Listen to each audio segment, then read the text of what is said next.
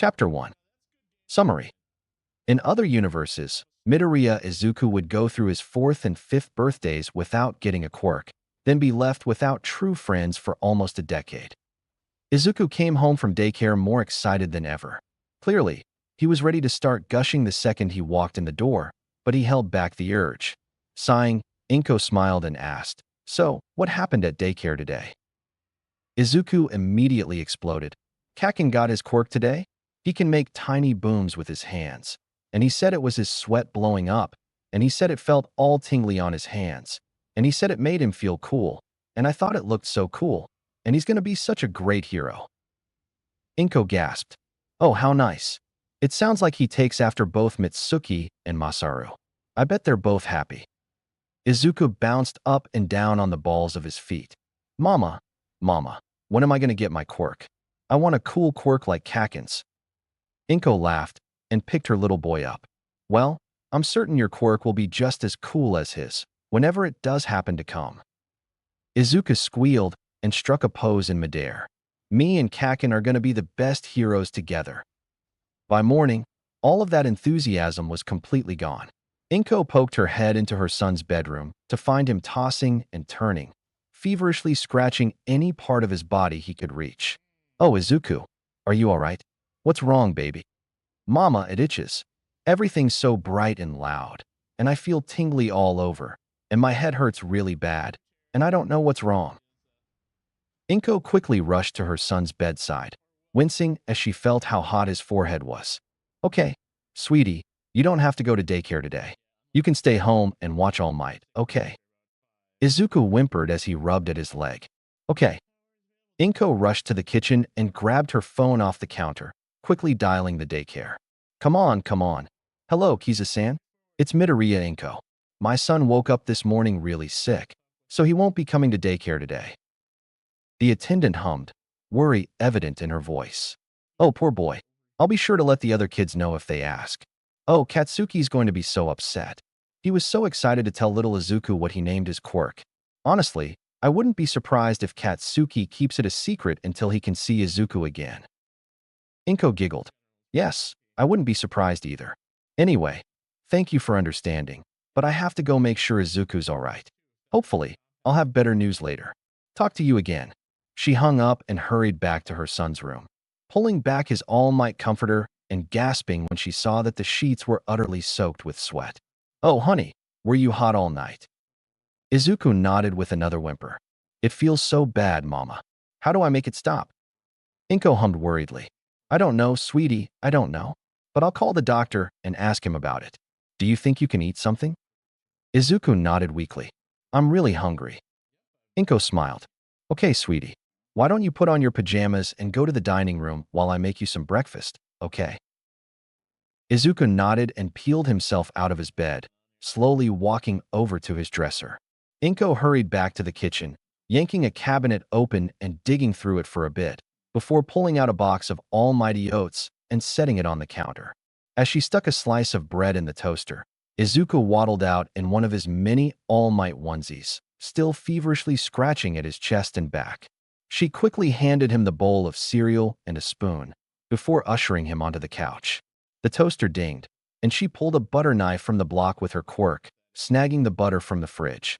Checking to make sure the bread was warm and soft how Izuku liked it, she lightly buttered it and hustled the plate to the living room, setting it down on the coffee table.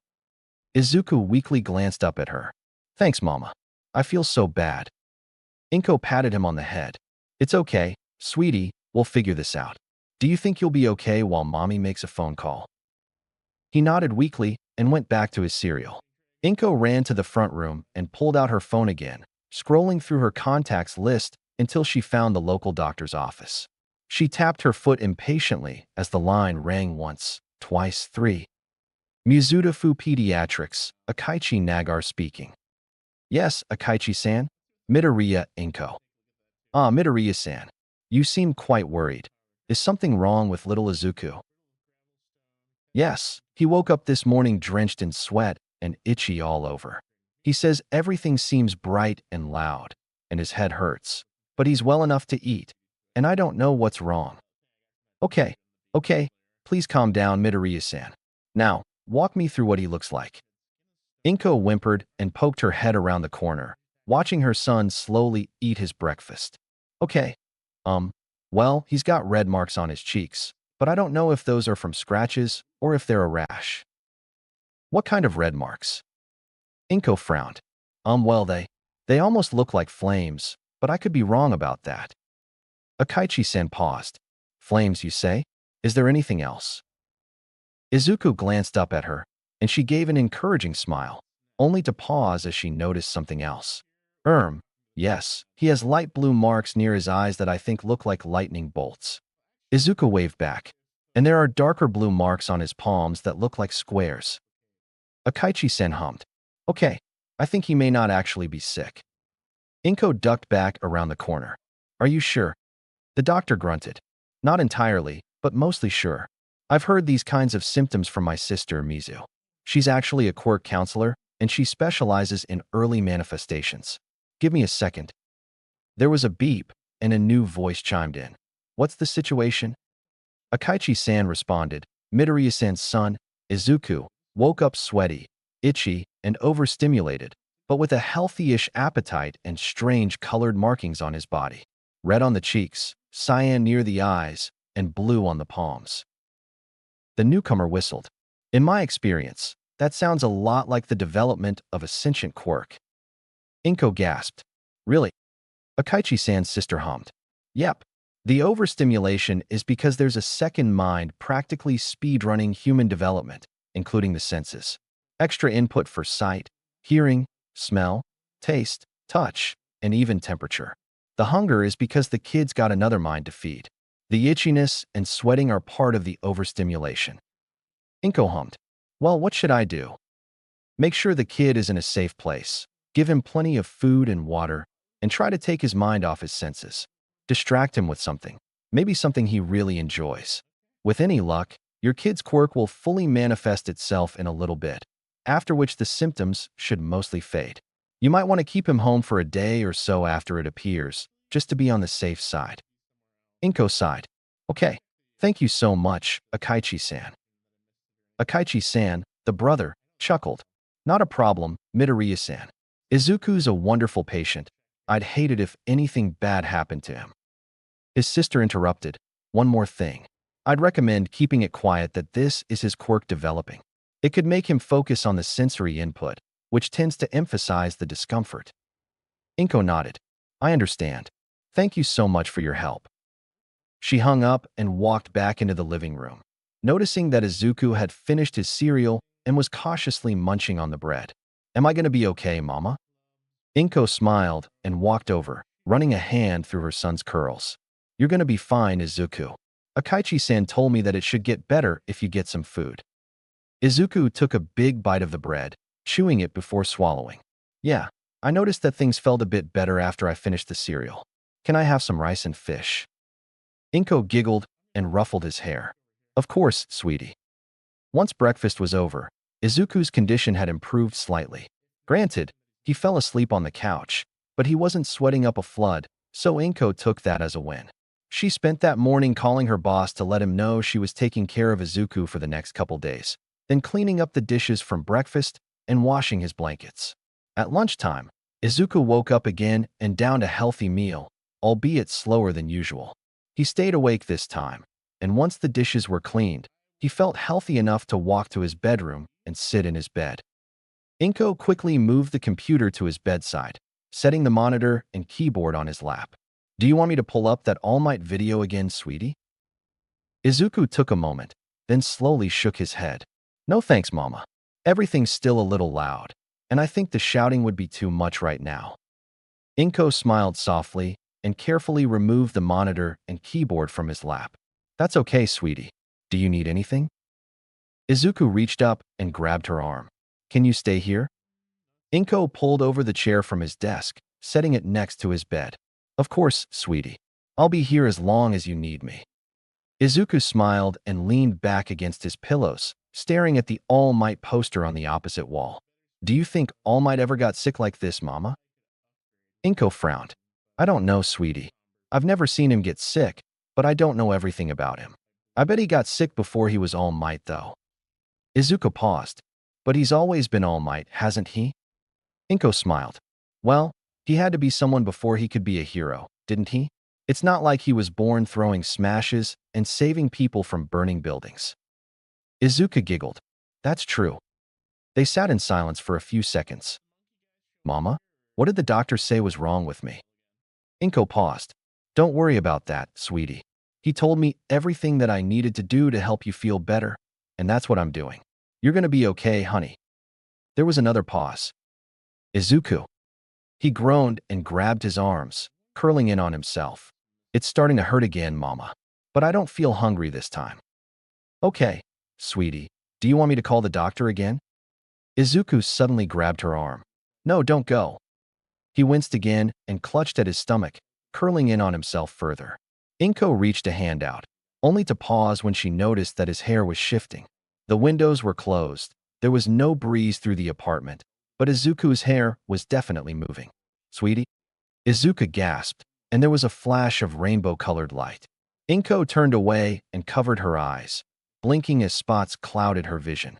After a few seconds, the light faded, and she lowered her arm. Izuku, are you okay? Her son's curls were now a shimmering, metallic color. She couldn't exactly call it silver. It was almost like a mirror or a prism. Then she heard a warbling sound from above, and she glanced up, gasping. Izuku, look. Her son glanced up and gasped at the 8 tiny squid-like creatures floating above the bed. They all had a large head and 3 tentacles coming from the bottom, but each one had a unique color and minor variations on the base design. The white one had a singular eye and 2 antennae on top. The cyan one had 2 eyes and tentacles shaped like lightning bolts. The red one had 3 eyes in a triangle and a head shaped like a flame. The orange one had 2 eyes stacked vertically, knobs on the ends of its short tentacles, and a conish head. The yellow one had 1 eye and a triangular head with moving stripes. The green one had a single eye, tentacles like the orange one, and a short head. The blue one had 3 eyes in a row, a cubic head, and blocky tentacles. The pink one had a single eye and 5 spikes spaced around its head. She and Izuku blinked. The squids blinked back in unison. Izuku slowly lowered his gaze to his now unblemished body, staring at his hands. I don't feel funny anymore. He glanced up and fingered a lock of his prismatic hair. My hair looks weird. The squids all exchanged glances before the white one floated down to hover in front of Izuku's face. It let out a warbling noise that sounded like gibberish to Inko. What was that? Izuku blinked. You didn't understand it? It asked me if I was a friend. He turned to the squid. Yeah, I'm a friend. Who are you? The squid tilted its head curiously and warbled again. Inko frowned. It still doesn't make sense to me. Izuku hummed. It said that it didn't know, that it wasn't 1 second and then it was the next, or something like that. A smile slowly stretched over Inko's face. Izuku. Yeah, Mama. I think your quirk came in. Akaichi-san was more than willing to see them without an appointment, and even called in his sister to look at Izuku. There had been some confusion getting all the squids into the car, and they'd drawn some weird looks in the waiting room. But Izuku didn't care. He finally had his quirk, and it was sentient. It was like he suddenly had a whole bunch of new friends. They only had to wait a little bit before the nurse at the front desk called them up. Dr. Akaichi will see you now. Mom led him to a room at the back of the doctor's office, and Akaichi-san brightened when he saw Izuku. So, how are you feeling, little man? Izuku beamed. I feel great. It's so much better when I'm not all itchy, and I've got new friends. The doctor's sister giggled. Well, why don't you hop up on this table so we can take a look, yeah? Izuku complied, barely even flinching as they went through the typical doctor checkups. The whole time, the squids were floating near the ceiling and watching with a mixture of expressions. The yellow and orange ones were the most nervous, while the white and green ones seemed more curious than anything else. Akaichi-san stepped back and removed his stethoscope from his ears with a grin. Well, you're the picture of health, little man. Now, why don't we talk a bit about these new friends of yours? The white one floated down and warbled. Is it gonna hurt? Izuku shook his head. No, Akaichi-san's good about that. He's not gonna hurt you. The quirk counselor frowned. Never heard a quirk speak in a language only understandable to the user. But stranger things have happened, I guess. Now, while it's not unheard of for a sentient quirk to just exist, more often than not it carries some unique abilities of its own. Going off the multifaceted nature of this one, I think it's likely that each one carries its own unique power. Unfortunately, this room isn't the best place for testing, so let's hold off on that for now. The blue one yawned and floated down towards Izuku's head. Staying up high makes me tired. The squid landed on his prism-colored hair, and there was a flash of blue light. When it faded, Akaichi-sen blinked and grabbed a nearby hand mirror, showing Izuku that his hair was now the same blue as the squid. Izuku blinked in surprise, then glanced down at his hands. It feels tingly under the skin. Not a bad tingly, like an itch, but still tingly. The white squid floated down, cautiously laying a tentacle on Izuku's head. Nothing happened, and it floated back an inch, laying one tentacle against the bottom of its head and supporting it with another. Only one at a time. Izuku inched himself off the table and landed on his feet, only to leave cracks in the floor where he fell. Everyone gathered blinked, and then there was another blue flash. The blue squid spun backwards through the air, quickly regaining its balance. Wow, that felt weird. Izuku glanced up, confirming that, indeed, his hair was back to looking like a prism. So my hair reflects the color of the squid I fuse with? The white one glanced at the red one and jerked its head at Izuku. The red one nodded and floated closer, tapping Izuku's nose with a tentacle. This time, the flash of light was red, and the feeling in his hands felt a lot warmer. Another check of his hair revealed that it was now a brilliant red. Izuku clapped his hands together, and fire burst from the point of impact. Another red flash, and the red one flew towards the ceiling to join the others. Akaichi-san's sister smiled. Well, while this has been fascinating, I think we've seen enough to conclusively put down an official description for your quirk registry, kid. I already brought the forms with me, so just give me a second here. The woman pulled some papers out of his lab coat and grabbed a pen from a cup on the counter. As she began writing on the papers, Izuku hauled himself back up onto the table, and the other squids settled down a little bit away from him. So, are we still friends? The white one nodded. Of course. Even if we didn't want to be friends, it's not like we could leave you. Izuku smiled. Okay. And done. The court counselor turned on her heel and walked over to Izuku, handing him a clipboard with a bunch of pages in it. Here you go. Everything's all filled out, except for one thing. It's customary in my line of work to let the kid have a go at naming their quirk. Granted, I won't let you name him just anything, but your input is key. Izuku took another look at the squids. Now that he was really looking at them, he could see little flakes of color shooting off every now and then. It was like that English word Mom had said to him a while back. Oh, what was it again? Oh, right. Izuku smiled and met the doctor's eyes. Wisps. Chapter 2. Summary. In some worlds, Bakugo Katsuki would turn on Izuku for his quirklessness, and Midoriya Hisashi would cut contact with his family.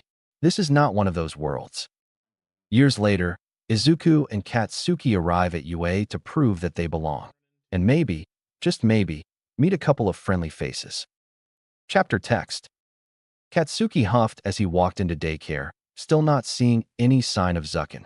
Come on, where is he? I gotta tell him my quirk's name. The daycare lady sighed. I'm sure he'll come by eventually, Katsuki-kun. Inko-san said that he wasn't feeling well, so it might be a couple of days before you see him again. Why don't you talk about your quirk with the other kids? Katsuki pouted and crossed his arms. No, I'm waiting till Zucken gets back. He's got to be the first to hear what I called it. Suddenly, the door slid open again, and Katsuki nearly gave himself whiplash as he heard a familiar voice call out. Kaken, Kaken.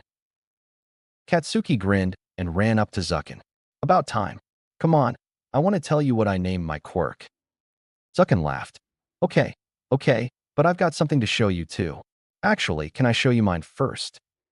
Katsuki rolled his eyes. Fine, but make it quick. It had better be cool. Zucken turned around and held out his hand to someone outside the room. Come on, it's okay. Nobody's gonna hurt you, I promise. Katsuki suddenly registered Zucken's weird hair that seemed to reflect the light, But that came second to the 8 flying squids that zoomed in, drawing gasps and excited squeals from everyone. Katsuki couldn't help but grin. Took you long enough to get your quirk. I knew you wouldn't stay behind me for too long. Zucken beamed. Everyone, come say hi to Kakin. Kakin, these are my wisps.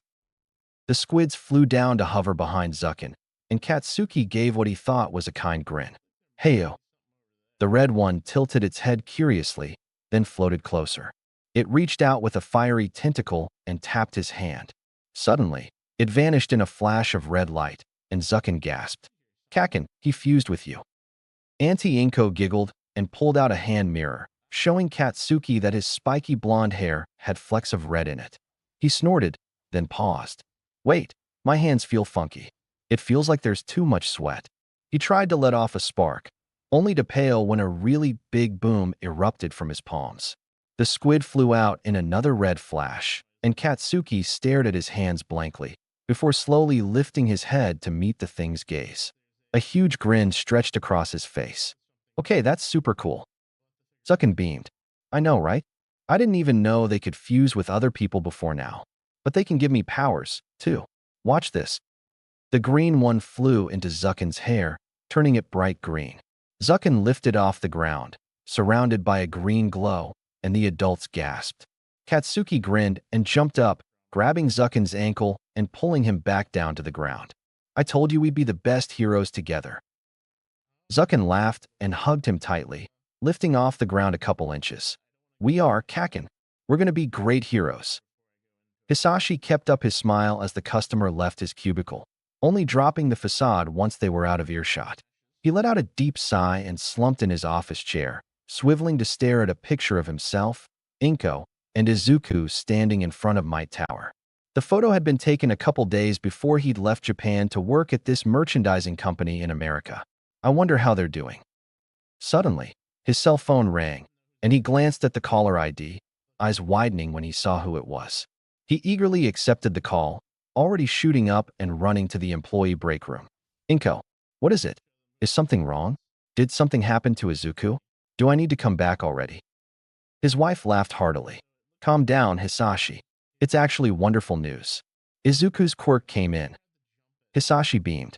Oh, that's wonderful, honey. What is it? Is it pyrokinesis like I guessed it would be? Inko laughed again. Actually, no. It's 8 sentient squid-like creatures that can fly and fuse with people to grant extra powers.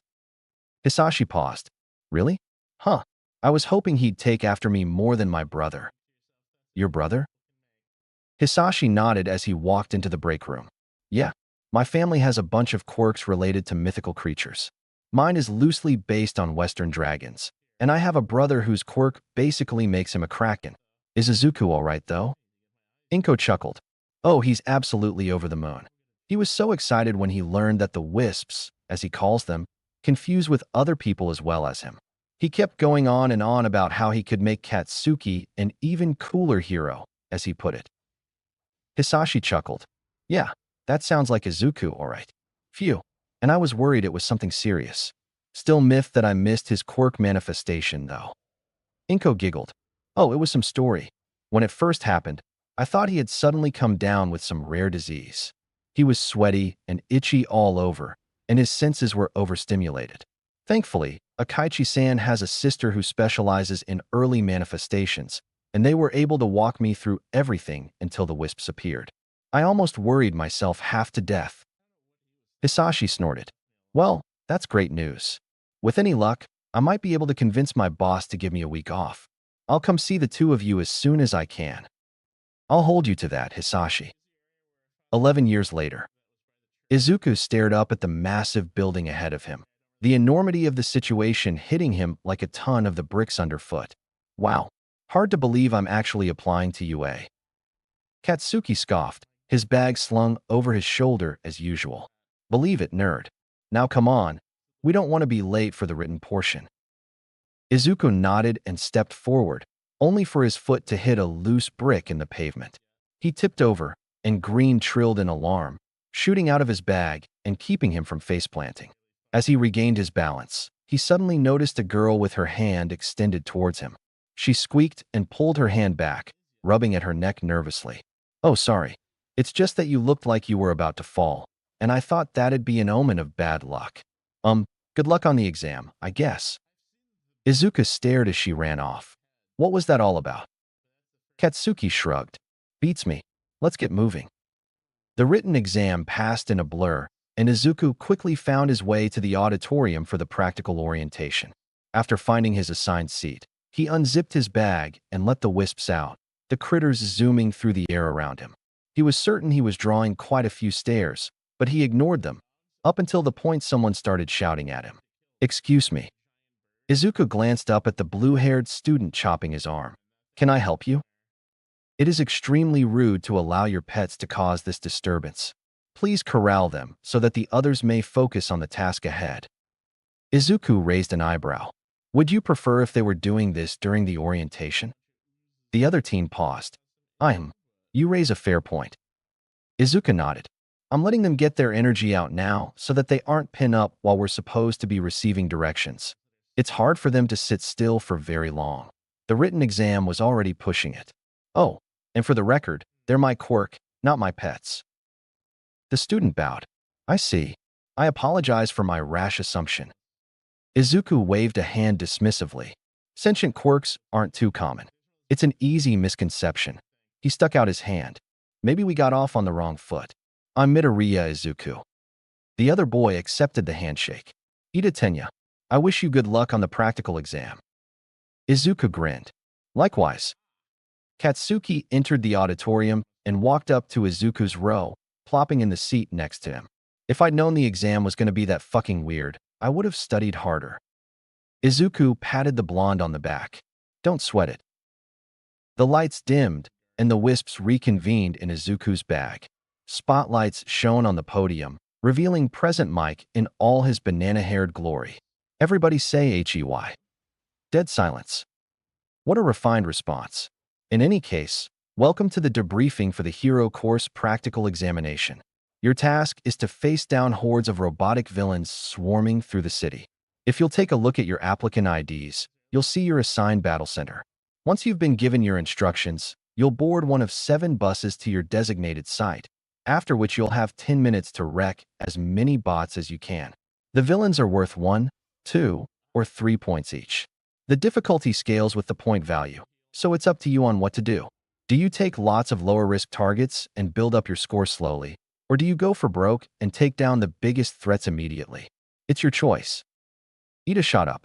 Excuse me, sir. According to the pamphlet, there are 4 types of robots. I certainly hope that a prestigious institution such as UA would not make such a grievous error. The hero sighed. Keep your pants on. Listener, I was just getting to that. The 4th robot type is worth 0 points. Zip, zilch, nada. This one's designed to be an insurmountable obstacle. He's not impossible to beat, but there's no reward for doing so. He absolutely rampages in close quarters, so if you see him, your best bet is probably to run the other way. Luckily for you all, there's only one of them per battle center. Ida bowed. I see. Please excuse my interruption. Present Mike chuckled. Now, remember, you're all here to try to be heroes, so attacking the other examinees is a big no-no. Outside equipment is allowed, so long as you cleared it with administration beforehand. You dig? That's all you need to know. So get out there, go plus ultra, and good luck suffering. The lights turned back on, and Izuku glanced at his ID. I'm at Site B. What about you? Katsuki grunted. I'm at Site A. Guess they don't want people from the same school to work together. Izuku grinned. Well, they couldn't lump all the awesome in one place. You'd get a black hole of epicness. Katsuki snorted and snagged his bag from the floor. Yeah. Come on. The pamphlet says we've got 5 minutes to get changed before the buses head out. There's a map on the back. As the applicants gathered at the entrance to Site B, Izuku ran through some basic stretches, wearing the teal tracksuit Mom had given him for the exam. The wisps all hovered by his side, showing their tension in their own personal ways. Red was bobbing back and forth, fluttering his tentacles. Pink wrapped one around the other, as though she was cracking her knuckles. Cyan was flitting around, his tentacles shuddering rapidly. Green was glancing back and forth nervously, her nubs wiggling. Orange was bouncing up and down in midair, her anxiety obvious from her expression. Yellow was flying in circles, his stripes flowing faster than usual. Blue was sitting on the ground, tapping his nubs against the asphalt. White had his tentacles crossed, staring resolutely at the gate. Izuku snapped his fingers to get the wisp's attention. All right, when this starts, we're gonna have to be fast. White, cyan, orange, stick with me. Red, yellow, pink, feel free to take out any robots you come across, but don't get out of earshot. Blue, green, keep an eye out for anyone who might be in danger from bots they don't notice. Either lock him down or pull him out of the way. All clear. Pink rubbed her tentacles together in excitement. I can't wait to finally cut loose for once. Red smirked. You and me both. Izuku rolled his eyes. You two spend too much time with Katsuki. Yellow giggled. This is going to be so fun. Cyan huffed. You know for a fact I could clear out the entire site on my own within a minute. So why do I have to stick with you? Izuku sighed. We've been over this, Cyan. We have to give the other applicants a chance at passing. The wisp rolled his eyes, and White smacked him upside the head. Enough of that. We need to focus here. If you run off on your own, you're staying at home when we go to the gym. Cyan sighed. Fine. Orange whimpered. This is going to go terribly. Blue hummed. I really hope I can get to people before they get hurt. I'm not as fast as the rest of you. Green patted him on the back. You'll be fine. Even if you're not as fast as Boost, you're still faster than most people. The gates started shaking, and the wisps stopped talking. White flew up next to Izuku's shoulder, ready to fuse on a moment's notice. Blue left the ground, hanging next to green. Red and pink high-fived each other, before bunching up in preparation. Yellow's stripes moved faster, and he started whirring. Orange and cyan floated behind Izuku, the former looking nervous and the latter crossing his tentacles. Present Mike called out, Begin. Immediately, White merged with Izuku in a flash of light, and he shot through the crowd of people, a white aura surrounding him as he charged into the fake city. The wisps flew in behind him, leaving colored trails in midair. The other applicants stood outside the gates in confusion. The hero shouted, What are you waiting for? There's no countdowns in real life. Go, go, go, the die has been cast. Izuku paid the crowd no attention, his focus locked onto the group of 1-point robots rounding the corner. 10 points. Red, you're up. The flaming wisp shot forward, erupting in a blast of fire in the middle of the cluster. Singed metal battered the nearby windows, and Izuku nodded in satisfaction. Not bad. Let's keep this up. Shoyuta grunted in disappointment as he scanned the video feeds. Most of them took a while to get moving. Heroes need to be able to act on a moment's notice if they want to save lives. Nedzu chuckled as he rifled through the stack of files on the table in front of him. How true should a coin? Still, there are a couple per site that took off immediately. Shoyuta glanced at the footage for one site, raising an eyebrow at the rainbow of flashing lights in one part of the fake city. What's going on in Battle Center B? Namiri leaned forward to peer at the screens. It looks like there are a bunch of colored flying squid creatures in that center. Whose quirk made those? Nedza chuckled as he tossed a file her way. That would be applicant 4302, Midoriya Izuku. His quirk, called Wisps, creates 8 colored critters that are capable of flight and fusing with human beings. Each wisp has its own unique power and can impart that power to their fused host. A side effect is the host's hair takes on the color of the fused wisp, either partially in the case of others or fully in the case of Midoriya himself. When not fused, his hair is prismatic. The wisps themselves are fully sentient. All Might frowned. That seems quite varied for a singular quirk. Are we certain he doesn't have multiple similar ones? Nedza laughed. Quite certain, Tashinori Koen. A friend of mine who's a quirk counselor is siblings with Midoriya's former pediatrician and personally handled the registration of Midoriya's quirk. Rest assured, though it's quite multifaceted, it's still a single quirk. Shoyuta frowned, watching the green wisp fuse with an applicant and lift them into the air, just as a 2-pointer erupted from the ground and sprayed fire where they had just been standing. I take it we're giving Midoriya any villain or rescue points earned by the wisps? Nedza hummed. At a 1-to-1 ratio, he'd handily dominate the leaderboard with all those points. No, I think we'll assign half points to the Wisp's actions and full value to Midoriya's. Vlad grunted. I guess that's fair. He's still getting a lot of points, though. Nedza cackled. Well, I'm not one to downplay heroic qualities when I see them. Sekijiru-kun. The mammal glanced at the clock in the corner and grinned.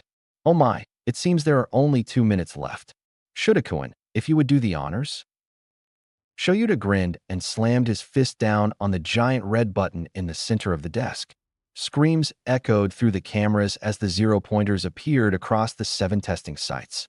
A person's true nature is revealed in the face of danger. Let's see what you do against overwhelming odds. Izuku swore under his breath and snapped his fingers. White switched out for orange, and Izuku crouched, before launching himself sky-high and swinging himself onto a rooftop. He cast his gaze out over the fake city, eyes locking onto a rising cloud of dust a few blocks away. Letting out a piercing whistle, he exchanged orange for green and soared through the air, flying over streets filled with debris and sheets of metal. He sucked in a shocked breath when he saw the massive zero-pointer grab onto the edge of a nearby roof, crushing the concrete in its enormous grip. Rampages in close quarters, my ass. Everywhere is close quarters for something that big. He scanned the street below, grunting as he noticed all the other examinees were running away from the giant robot. Suddenly, a cry of pain reached his ears, and he locked his gaze onto the girl from the front gate, her leg pinned underneath a chunk of concrete. He jumped off the building and shouted, "Blue!" The wisp obediently flew into his body from nowhere, and he slammed into the street below, leaving cracks in the asphalt as he darted forward, no worse for wear. The other wisps converged on him as he scanned the concrete block. The girl glanced up as he approached, her eyes widening. What are you doing? Don't waste your time on me. You need to get out of here. Izuku scoffed. No good hero leaves an injured person behind. Blue, brace her. Yellow and pink, break the rubble. The wisps obliged, and the 2 halves of the concrete block fell on either side of the girl's leg. Are you able to walk on your own? The girl slowly climbed to her feet, then winced and dropped to one knee. No, my leg feels like it's on fire. Izuku scowled. All right, Green, get her out of here. I'm going to do what I can to either slow down or stop that zero-pointer. The girl opened her mouth to protest, but Izuku ran forward, his mind wholly focused on the task ahead. Cyan appeared out of nowhere to fly beside him. Feel like using me now? In lieu of an answer, Izuku held out his left hand. Cyan snorted and fused, and a light blue bolt of energy streaked through the air, piercing through the giant's chest and reforming on the other side. Izuku swapped out Cyan for a newly arrived red and curled in on himself, energy swirling around his body. He fell through the air towards the robot's back, and when he was a couple feet away, he flung his limbs wide. A massive explosion of fire consumed most of the faux villain's torso, the head tipping forward before the slim remainder of its neck snapped, the mass of metal crashing to the street below. Red was forcibly ejected from Izuku's body, and he plummeted to earth, his saving grace being blue flying up and bracing his body moments before he hit the ground. Present Mike announced, and time. The practical exam has concluded. Everybody stay where you are. The medical bots will track you down for retrieval and treatment if necessary. Izuku's last thought before he blacked out was, I sure hope Green got out okay. Shoyuta grunted in approval as the feed cut out. Impressive. He was explicitly told that taking out the zero-pointer would do nothing for him, and he took it out anyway just to make sure a peer would get to safety. Although, the fact that the huge explosion completely drained his stamina is a little too self-sacrificing for my tastes. Nedzetutade. Perhaps so, but keep in mind that he displayed superb control of his various wisp powers during the rest of the exam.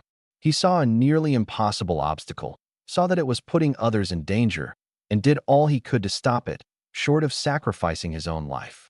I sincerely doubt any real villains would remain standing after that last-ditch effort, and he wouldn't need to go that far for most villains in the first place. Shoyuta shrugged. I guess that's fair. Chapter 3. Summary. Izuku gets his exam results and decides to leave Aldera Jr. high on somewhat of a high note.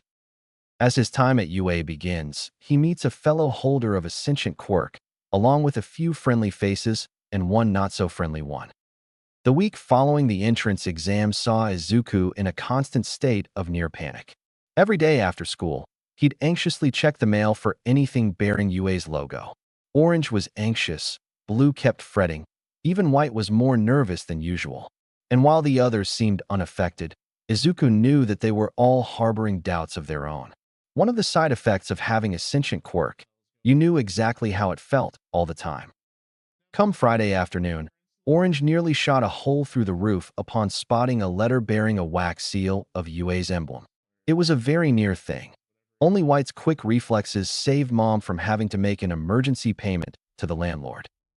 After setting his backpack down in his bedroom, Izuku hurried to the living room and took the envelope in hand, sitting on the couch with Mom beside him and the wisps hovering over his shoulders. After a few seconds, Mom said, "It's not going to get any worse if you wait, sweetie." Izuku nodded and swallowed, before popping the wax seal and sliding a tiny metal disc out of the envelope, setting it on the coffee table. The surface flickered on, and a hologram projection of All Might appeared.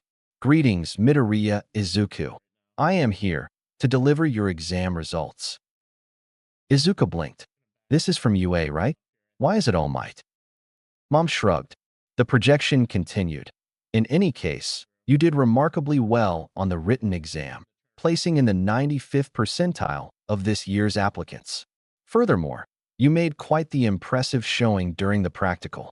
Sadly, you only earned half credit for the actions of your little friends, but rest assured, you still put on a wonderful show. You earned a sum total of 50 villain points. On its own, already in the top scores of the entrance exam. But that's not all.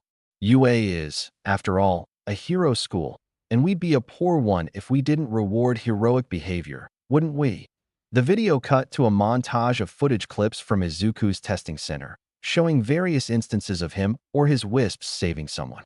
"For your heroic actions during the practical exam, you have been awarded an additional 50 rescue points.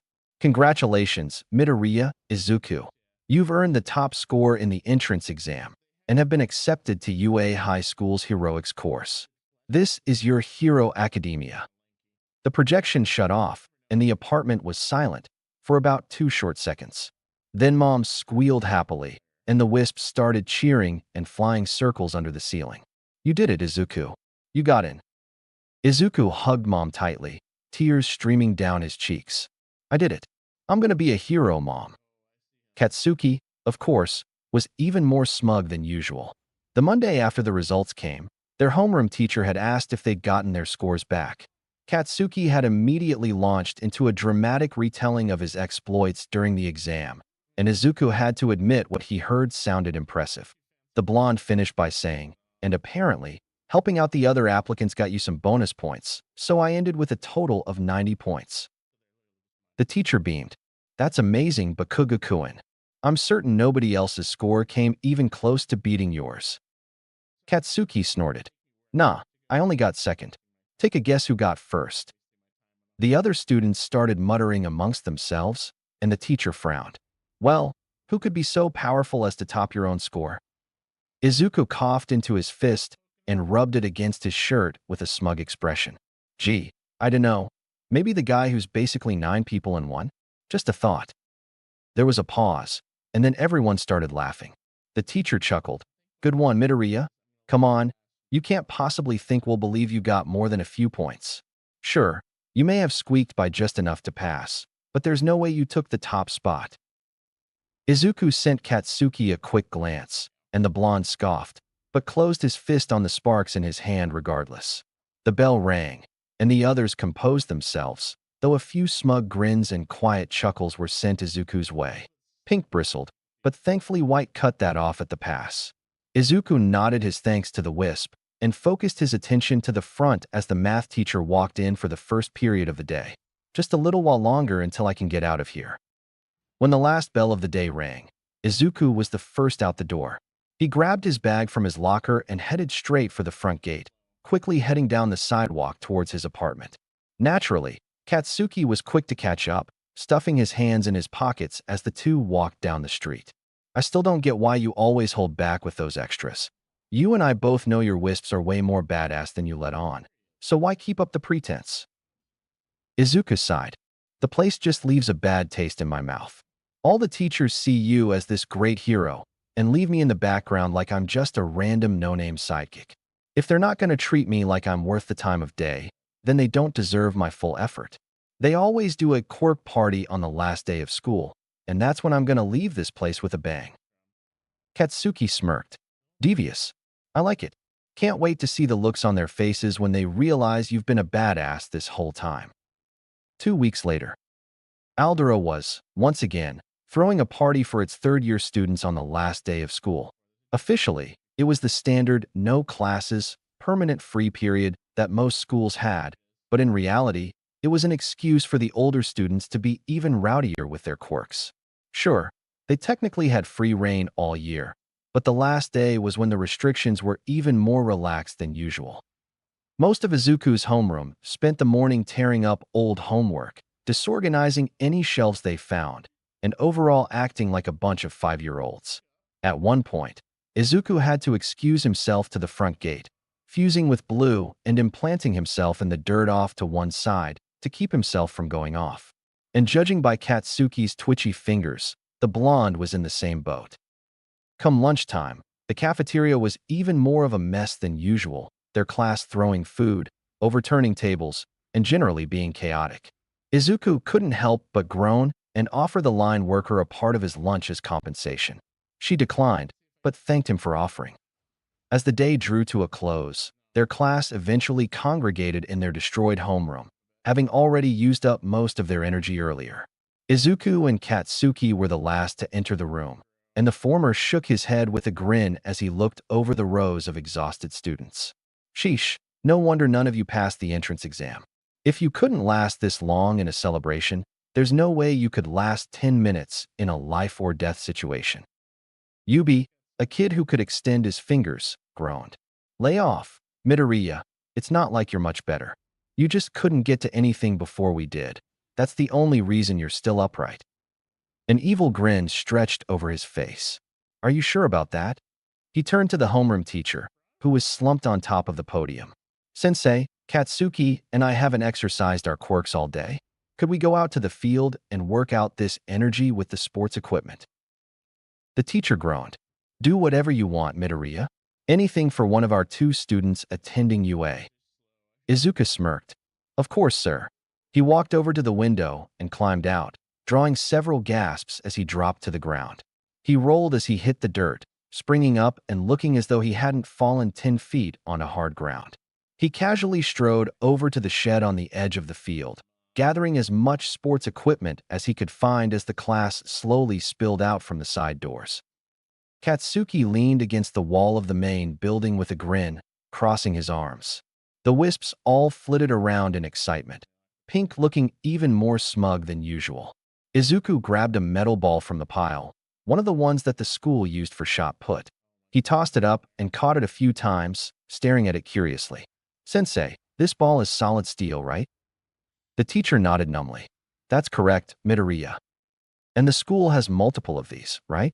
So it wouldn't be too much of a loss if it were destroyed. The teacher frowned. I suppose not, but what dash?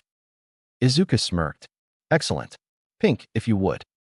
He tossed the metal ball straight up, and Pink squealed with glee, shifting into power mode, as Izuku called it, which in her case was a pink ball with a ring of spikes. Pink flew upward, spinning faster and faster until she was practically a buzzsaw. She shot towards the metal ball and cut clean through it, the 2 halves dropping to the ground. The class gaped. Not even Katsuki had been able to do more than char the surface of one of those balls, and Pink had just sliced it in half as if it were styrofoam. Yubi stuttered, BB butt. Izuku's grin widened. And that's not all. He grabbed the halves from the ground and threw them skyward at an angle before snagging a baseball bat from the pile and winding up. Red moved over and shifted into power mode, a blazing ball of fire, and Izuku slammed the bat into him, sending him flying through the air in a home run. Red glowed brighter, turning basically white, before erupting in a massive explosion and incinerating the remains of the metal ball. Izuku dropped the bat and called on White, shooting across the field faster than anyone in the class had ever seen.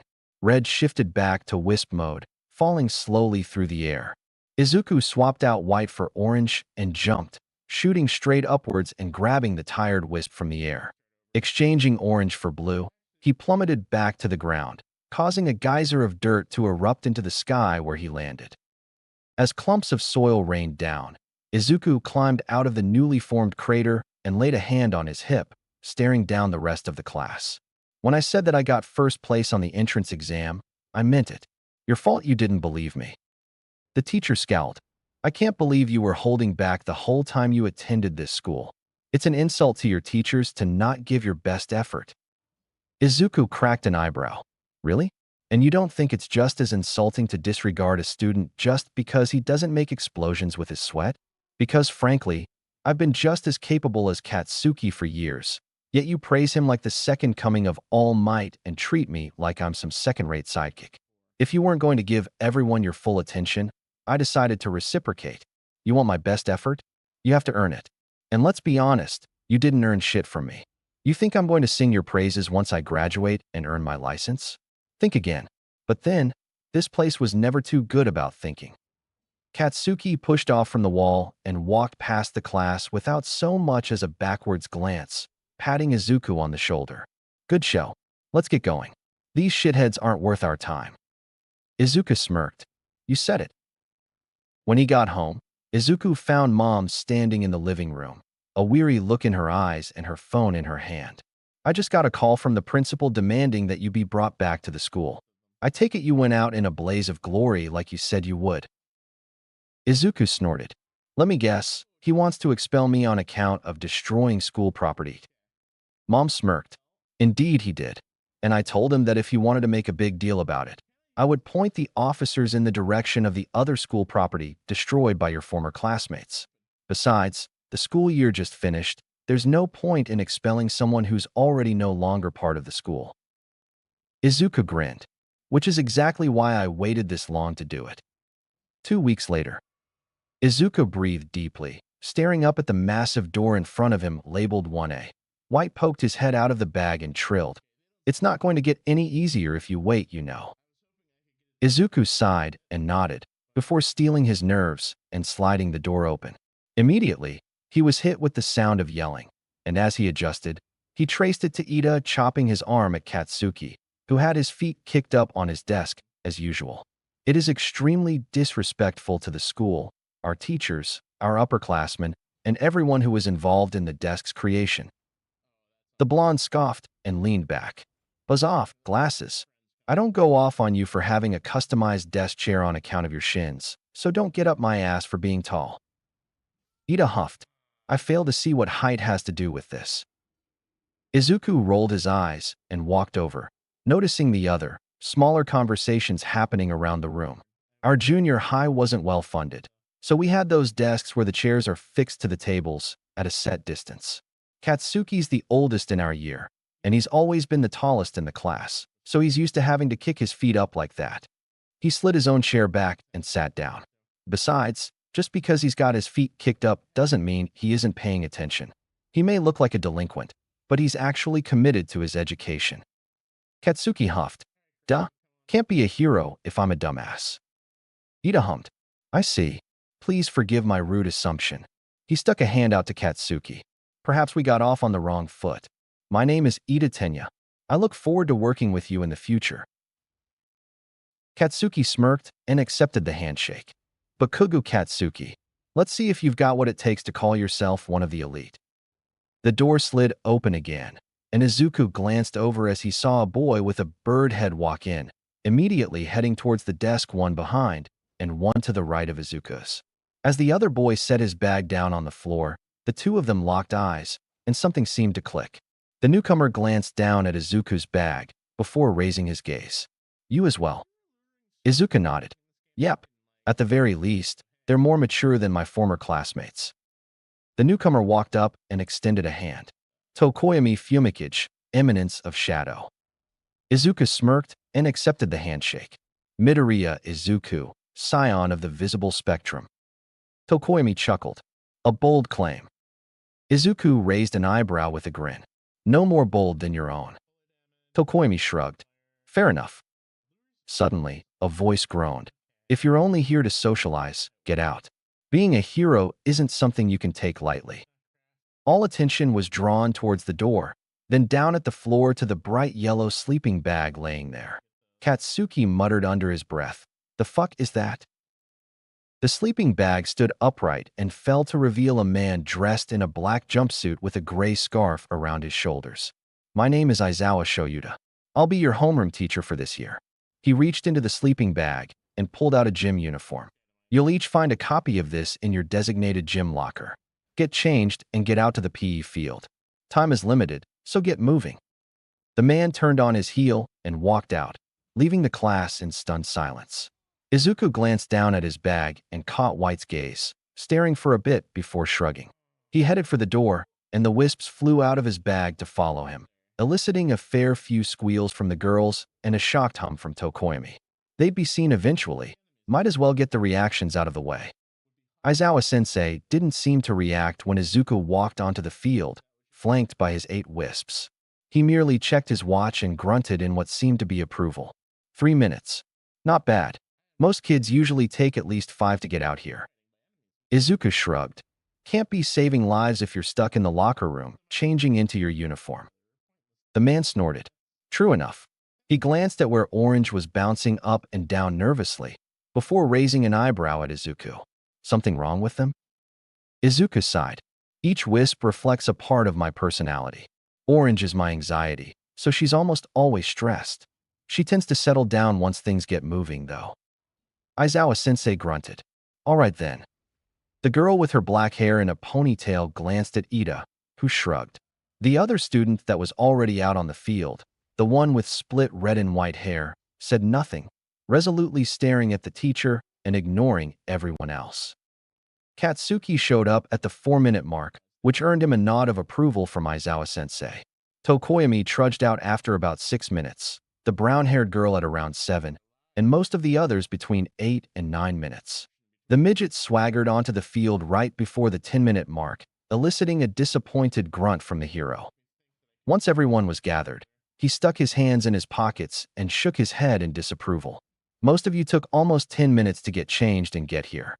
If you stick around, I expect you to cut that time down to 5 minutes at most. In any case, today we're holding a quirk apprehension test. The girl from the entrance exam raised her hand cautiously. Sir? What about orientation? The man grunted. Heroes don't have time for such frivolities. We only have 3 years with all of you, so we need to make use of every second. Now, I'm sure you're all familiar with the 8 standard fitness tests, the ball throw, the seated toe touch, the 50-meter dash, and so on. While the public schools force you to do them quirkless, we here at UA believe in hitting the ground running. Izuku caught the ball tossed his way. Midoriya, you got the top score on the entrance exam, right? What was your record for the ball throw in junior high? Izuku hummed. About 65 meters. Stand in the circle and throw that as hard as you can. Only this time, you're allowed to use your quirk. Normally, I'd say anything goes, but you're a special case, so there's an added caveat that you have to be the last one to touch it before it hits the ground. Am I clear? Izuku grinned and walked over. Crystals, sir. He took his place in the circle and held the ball close to his chest, breathing deeply. With barely a thought, Red flew over and merged in a flash of red light, and the others gasped at his now brilliant red hair. Izuku drew back his arm, red energy gathering around his chest. As his arm came forward, the light grew brighter and turned almost white, and a high-pitched humming noise filled the area. Right before he released, the nexus of energy suddenly shifted to his palm, and a burst of fire sent the ball flying through the air. The class gasped in shock, while Katsuki merely snorted. Copycat. Aizawa-sensei watched him passively, before something beeped and he glanced down at a rectangular device in his hand. After a second, he grunted and displayed the screen. 704.9 meters. Not bad. The class muttered excitedly, and a pink-skinned girl said, We get to use our quirks for this? This is going to be so fun.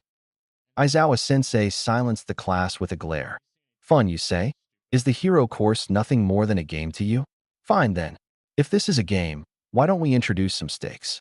Whoever has the overall lowest score in these tests will be determined to have 0 potential. and will be immediately expelled. The class started yelling, and the brown-haired girl shouted, "You can't do that. It's not fair." The man scoffed. "Natural disasters, major accidents, selfish villains. Japan is filled with unfairness. It's the job of heroes to combat that unfairness every day, so UA gets its hero students used to it from day one. If you wanted an easy 3 years where you can hang out with your friends at McDonald's every day after school, too bad. This is where the best of the best are trained to be heroes, so you won't have time to rest. You'll have to go beyond. Plus ultra." Izuku smirked, even as Orange started chittering nervously. "Psyching us out already, huh? That's one way to separate the weak from the strong, I guess." He's got a point, though. You don't deserve to waste UA's time if you're not going to give it your best effort. Either go at it with everything from the get-go or get out. Almost an hour later, the two-tone boy finally left the track, leaving the ponytailed girl still riding her moped. After a few more seconds, Aizawa-sensei cleared his throat and made a beckoning gesture. "That's enough, Yaoyorozu. Clearly, you'd be able to keep going forever, so I'll just assign you a score of infinity for this test." The girl nodded and walked over to join the rest of the class, which were gathered by the fence at the edge of the field. The wisps were all resting on the ground at Izuku's feet, most having been put to use in the other tests. Red, of course, had been exhausted since the ball throw. Cyan was slightly out of breath from the 50-meter dash. White had given his best effort to assist in the standing long jump.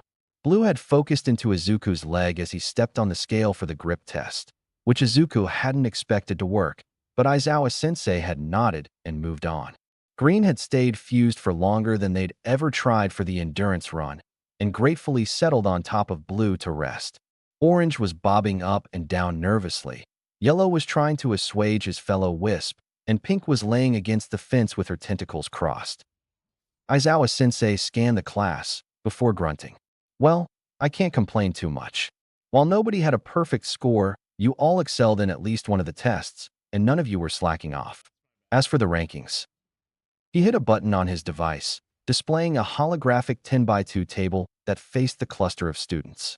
In first place was the Yaoyorozu girl, who had created something to assist her in every test. Second place went to Todoroki Shudo, the boy with split hair and a masterful command of ice. Katsuki was in third, which elicited a triumphant grin and a fist pump from the blonde. Izuku was in fourth, Ida was in fifth, and Tokoyami came in sixth.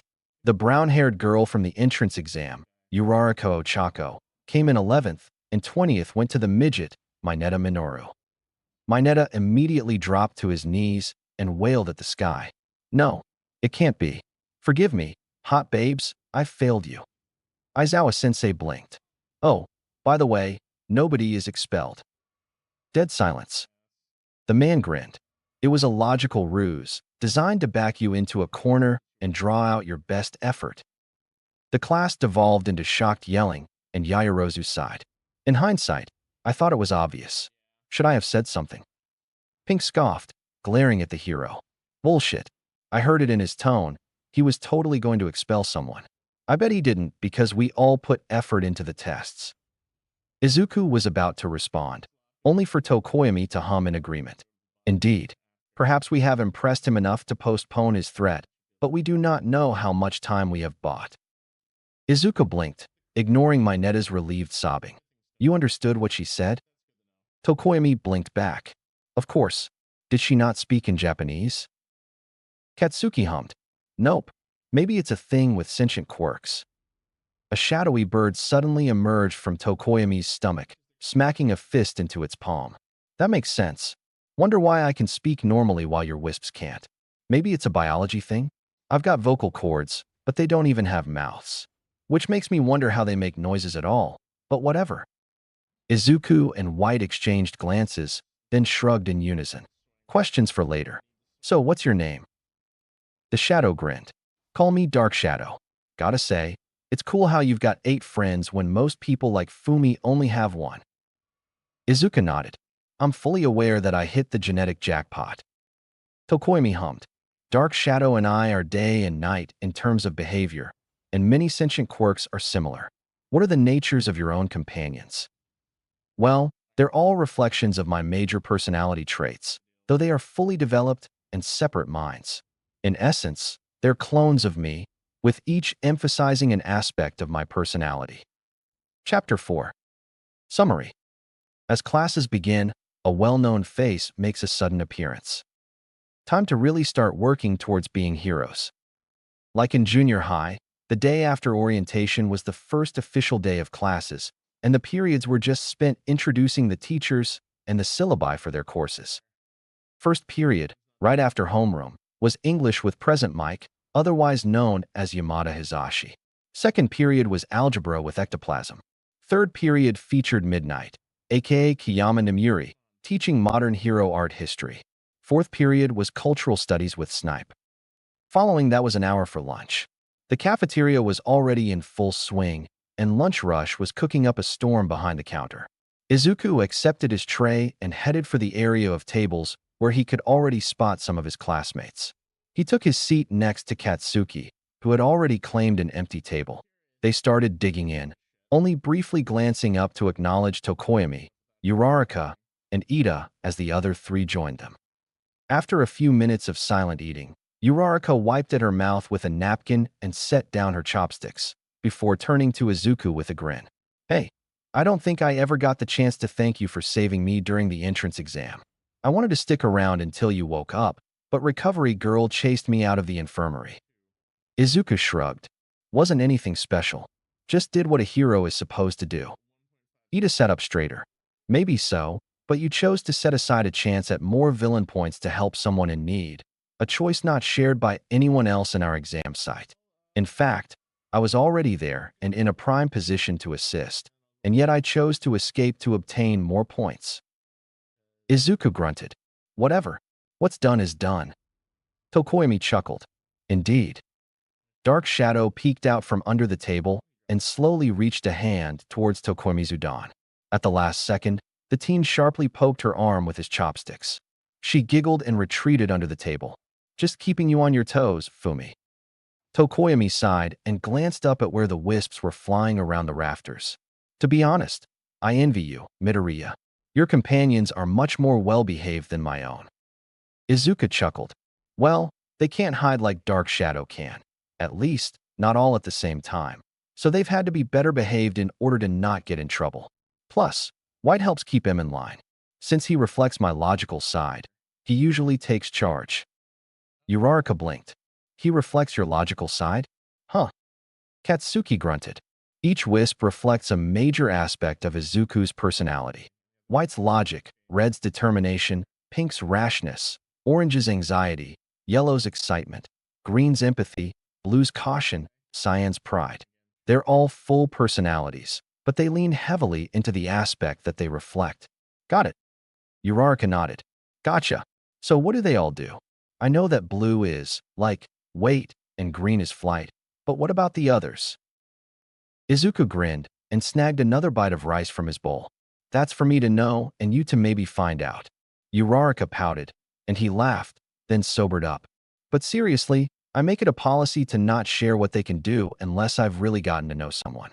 Call it paranoia, but I think it's stupid to announce your capabilities to someone you've only barely met."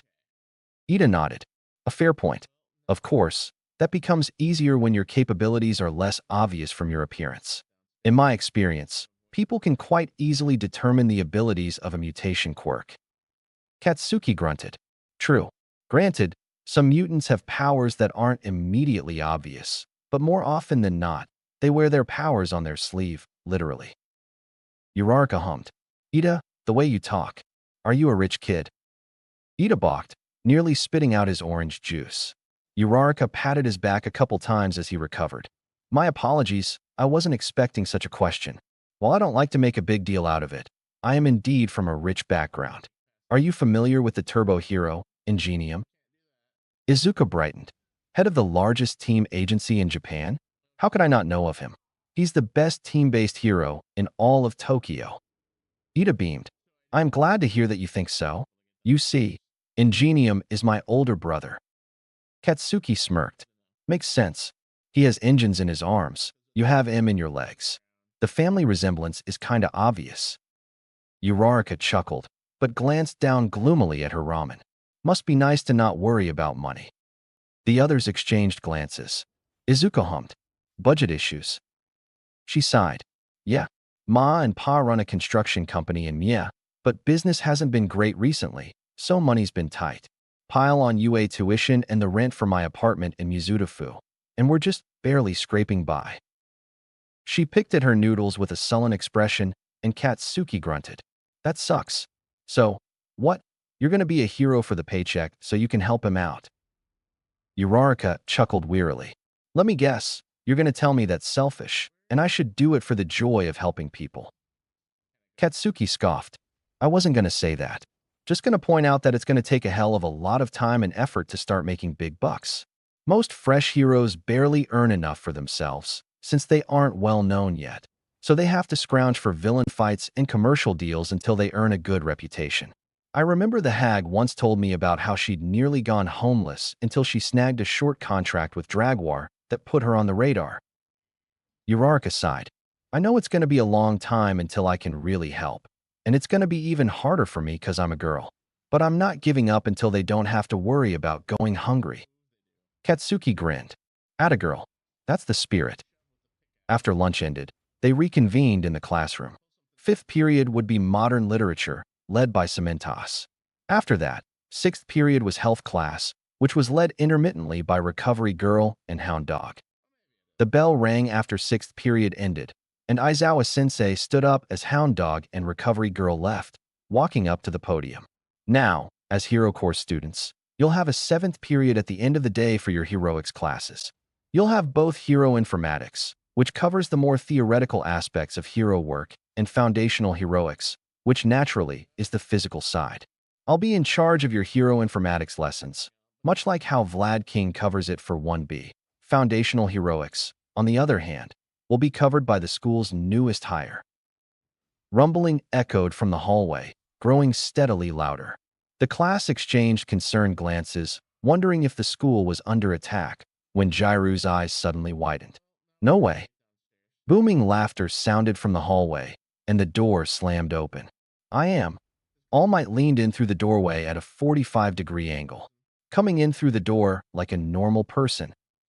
The class started chittering in excitement, and Yellow started flying circles around Izuku's head, squealing with glee. Ah, it's his Silver Age costume. That's so cool. I can't believe we get to learn from him. White rolled his eye. Down, boy. All Might strutted to the podium, grinning the whole way. Indeed, I'll be your teacher for Foundational Heroics. This class focuses on the basics of practical hero work, and making sure you've got the skills you need to succeed out in the field. Kaminari clenched his fists in excitement. This is going to be so cool. All Might stuck a finger up. Now, as Aizawa-kun said yesterday, we don't have any time to waste, so let's kick things off. Today, you'll be learning about one of the most common aspects of hero work, combat. Kirishima grinned and slammed a fist into his palm. This is what I've been waiting for. However, you can't perform hero work in your gym uniforms. No, no, no. You'll need these. He pointed to the wall opposite the door, and the 4 darker stripes suddenly extended outwards, revealing tall shelves embedded in the wall. Each shelf held a briefcase marked with a neon green number, with 5 shells per stripe. You each submitted request forms for costumes before the school year started, and our lovely support department has delivered. Now, get changed and head to ground beta.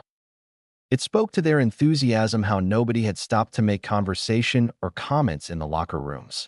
They had all changed and headed to the assigned training ground in about 3 minutes, tops.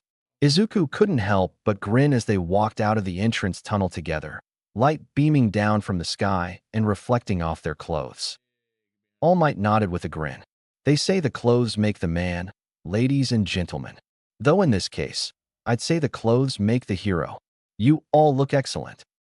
Izuku grinned wider and flexed his fingers, staring down at his gloved hand in excitement. Hell yeah, we do. Izuku's costume mainly consisted of a teal jumpsuit, inspired by the tracksuit Mom had gifted him for the entrance exam.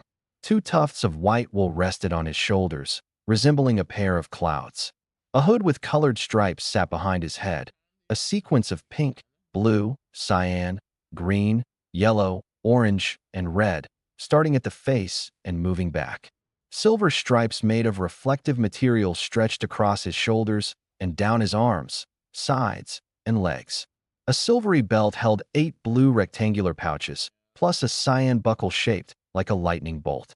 His hands bore light, gray fingerless gloves with pink rings around his knuckles, red flame symbols on his palms, and yellow stripes around his wrists.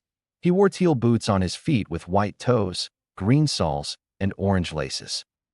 Glancing around, Izuku grinned at his classmates' costumes. There was a wide variety within the class, some leaning more towards function while others had more emphasis on form. Ida looked a lot like Ingenium, but that was to be expected. Aoyama wore a suit of shining armor, which reflected the sunlight in practically every direction. Jairu and Kaminari looked more ready to head to the mall than save lives. Todoroki had coated his entire side in a layer of something that looked like ice, but was evidently flexible enough to let him walk. Katsuki looked exactly how the two of them had designed his costume when they were kids, though he was missing the grenade gauntlets. Uraraka wobbled nervously as she slowly walked over to Izuku. "Gee, Izuku, you look really nice. I like how you did something for all your wisps." Izuku hummed. "Are you okay? You seem like you're having trouble walking, Uraraka." She sighed. "It's these heels. I never asked for them on the paperwork, and I've never worn heels before, so it's kinda hard walking in them, but I'm sure I'll get used to them." Yaoyorozu looked like she was about to say something, but All Might boomed. "Now then, let's jump right into things." Ida stuck a hand up. "Sir, this area resembles the testing sites from the entrance exam. Will we be conducting mock cityscape battles again?" "Not quite, young Ida. We're actually going to jump ahead a couple steps. Most televised villain fights take place outside, but looking at the numbers, villains appear indoors substantially more often. Imprisonment, house arrest, backroom deals, the intelligent villains hide in the shadows. For this exercise, you'll be split into teams of 2 and face off against each other." Ajui frowned. "Without any basic training?" "These are the basics, young Asui. This exercise is designed to determine where you all sit in terms of skill level, allowing me to find where to start. However, keep in mind that this time, you aren't just beating up robots." Yaoyorozu hummed.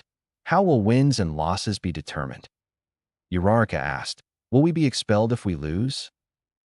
Ida thrust a hand up again. "How will the teams be divided?" Aoyama posed. "Isn't this cape crazy?" All Might coughed into his fist.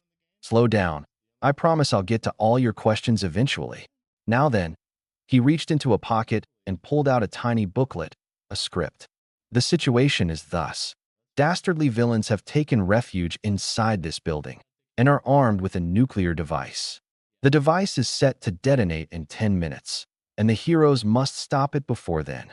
In order to win, the hero team must capture both members of the villain team or touch the bomb before time runs out. Teams and matchups will be determined by random lottery." Ida started chopping his arm. "Surely there is a better method." Izuku huffed. "Not really. In the field, heroes often have to partner up with whoever else is on the scene. They won't get to choose. And villains don't often form groups out of fear of betrayal, so they generally only team up out of necessity with those nearby. Choosing teams randomly is a decent way to simulate that." All Might beamed. "Well said, young Midoriya. Now then, let's get started." Team A, Aoyama Yuga and Bakugo Katsuki. Team B, Sata Rikadu and Mineta Minoru. Team C, Tokoyami Fumikage and Midoriya Izuku. Team D, Kaminari Denki and Kudakuji. Team E, Shuji Mezu and Kyuka Jairu. Team F, Shiro Hanta and Hagakure Toru. Team G, Ida Tenya and Yaoyorozu Momo. Team H, Ashido Mina and Todoroki Shudo. Team I, Ajui Itsu and Kirishima Ijiru. Team J, Uraraka Ochako and Ojiro Mashireo. Once all the teams were assembled, All Might pulled out 2 boxes, one white-labeled hero and one black-labeled villain. "Now let's see who will face who for the first match." He ruffled around for a couple seconds before pulling out a white ball marked with a B and a black ball marked with an F. Team B as the heroes will face Team FAS the villains. Zero and Sata met each other's gazes evenly, while Mineta grinned and started rubbing his hands together, staring in Hagakure's direction. The invisible girl crossed her arms, evident from the movements of her gloves, and shuffled herself behind her taller partner. Izuku frowned, taking notice of the expression on the midget's face. He leaned close to Cyan and muttered, "If he does something I don't like, go get Aizawa. You know how to write in kanji, right?" Cyan huffed. "Of course." All Might boomed. "The villain team will get 5 minutes to hide the bomb and make preparations. The hero team will spend that time going over the floor plan from outside and making plans. Everyone else, head to the monitor room." A couple minutes after All Might had directed Team F to their assigned hideout, the hero strutted into the monitor room and took up a position by the podium under the massive holographic screen. He stuck something in his ear before picking up a pen and clipboard. "Everyone, remember to be thinking of potential strategies you may wish to employ in your own battles. The idea is to learn not just from your teachers, but also each other." Izuku frowned, leaning against the back wall of the room with the wisps playing around near the floor by his feet. "Go ahead and think about the exercise all you want. I'm more worried about Hagakure." Tokoyami, who was leaning next to Izuku, hummed, "What troubles you?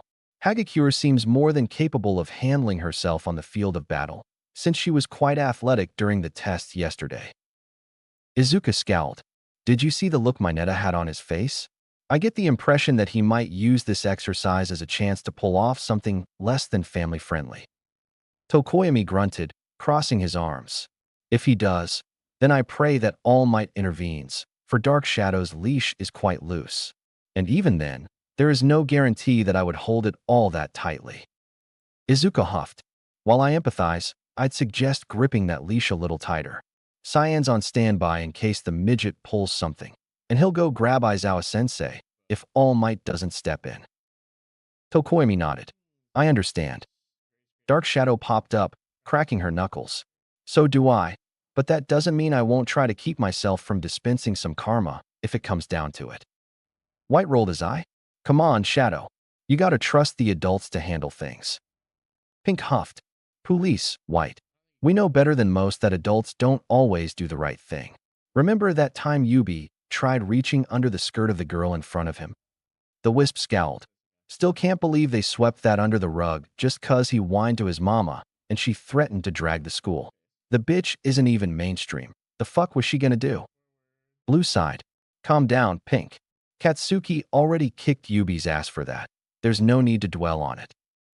Pink scoffed and crossed her tentacles, slumping against the wall. "I still think it's stupid to rely solely on the teachers when shit goes down." Cyan rolled his eyes. "Even I know that there's situations where you need to step in personally, and situations where you need to back off and let someone else handle it. Do you really want to land us in detention for assaulting a fellow student?" Pink sighed. "Fine. I guess I'll let the adults handle it." Green hummed. "And again, that's if something happens. Who knows, maybe Mineta won't do anything." Izuku, Tokoyami, Dark Shadow, and the other wisps all gave her a look of disbelief. She huffed and settled on the floor, crossing 2 nubs and sitting on top of the third. "What? I'm the optimist. I'm allowed a little wishful thinking." All Might boomed. "Your 5 minutes of prep time are up. Heroes, you may now enter the building." Immediately, Sata pulled out a small packet from a belt pouch and poured some kind of white powder into his mouth, visibly bulking up.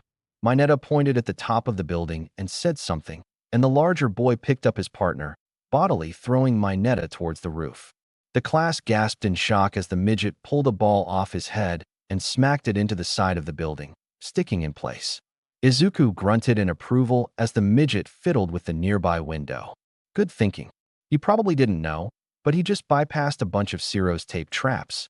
Then again, it makes sense. The villains probably expected the heroes to enter through the front door, and Mineta knew it, so he devised a strategy that didn't involve the front door.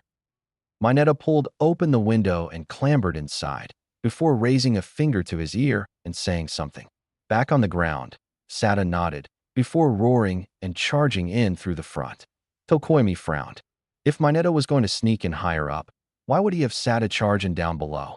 Does that not defeat the purpose of his silent infiltration? Izuku hummed. It's a diversion. Mineta is getting Sadu to draw Siro's and Hagikure's attention, so that he can find the bomb without the villains getting in his way. Sort of a sacrificial move, though. Not great. On the screens, Hagikure left Siro to guard the bomb on the 5th floor and headed down the stairs, pausing on the 2nd floor to ditch her gloves and boots. Mineta carefully maneuvered around Siro's traps on the 4th floor, reaching the stairwell somewhat quickly. He moved up to the 5th floor and hung a string of balls from the ceiling, using it as a sort of harness to stake out the room from above. Down below, Sadu was bypassing the traps by destroying the walls they connected to, leaving a trail of destruction in his wake. Suddenly, Sadu tripped over seemingly nothing, stumbling forward directly into multiple strips of tape he hadn't yet cleared. The tape stuck fast, and it stuck hard, rendering the large teen completely immobile. A roll of capture tape seemingly floated out of a nearby room, and Izuku grunted as he realized what happened. Hagikure stuck her foot out and tripped Sadu into a trap, and he couldn't avoid it because he couldn't see her. All Might boomed. Young Sadu has been captured. On the 5th floor, Mineta glanced back and forth between the hallway and the bottom floor, clearly considering his options. After a few seconds, he took a deep breath and disconnected one end of the string of balls, swinging from it and launching himself down the hallway. Izuku nodded in satisfaction, crossing his arms. Good. Mineta hurried down the hallway, coming to a stop outside the door to the room with the bomb in it. Inside, Siro had filled the entire space with strands of tape, standing in front of the bomb defensively. Yayarosa hummed. The heroes are at a massive disadvantage. Siro has severely limited the options for approaching the bomb, and Hagikure is already on her way back up. Before long, Mineta will be trapped between hammer and anvil, with no support on its way. All Might nodded. True, young Mineta is at a severe disadvantage here, but a good hero is able to turn a bad situation on its head. Now watch carefully. Mineta stuck one ball to the floor and another to the ceiling before jumping on top of the first. He bounced off and shot up to the ceiling, bouncing off the second ball and shooting towards the end of the hallway, going above the door frame and avoiding Siro's line of sight. Mineta ran over and opened the window before sticking another ball to the outside wall and bouncing up to the roof. The midget leaned over the edge and tossed a ball down, sticking it on the wall underneath a rear window. He dropped down to it, using it as a foothold while grabbing the window ledge, all the while not making a single sound. Siro nearly jumped a foot in the air when All Might suddenly boomed. The bomb has been secured. Hero team wins.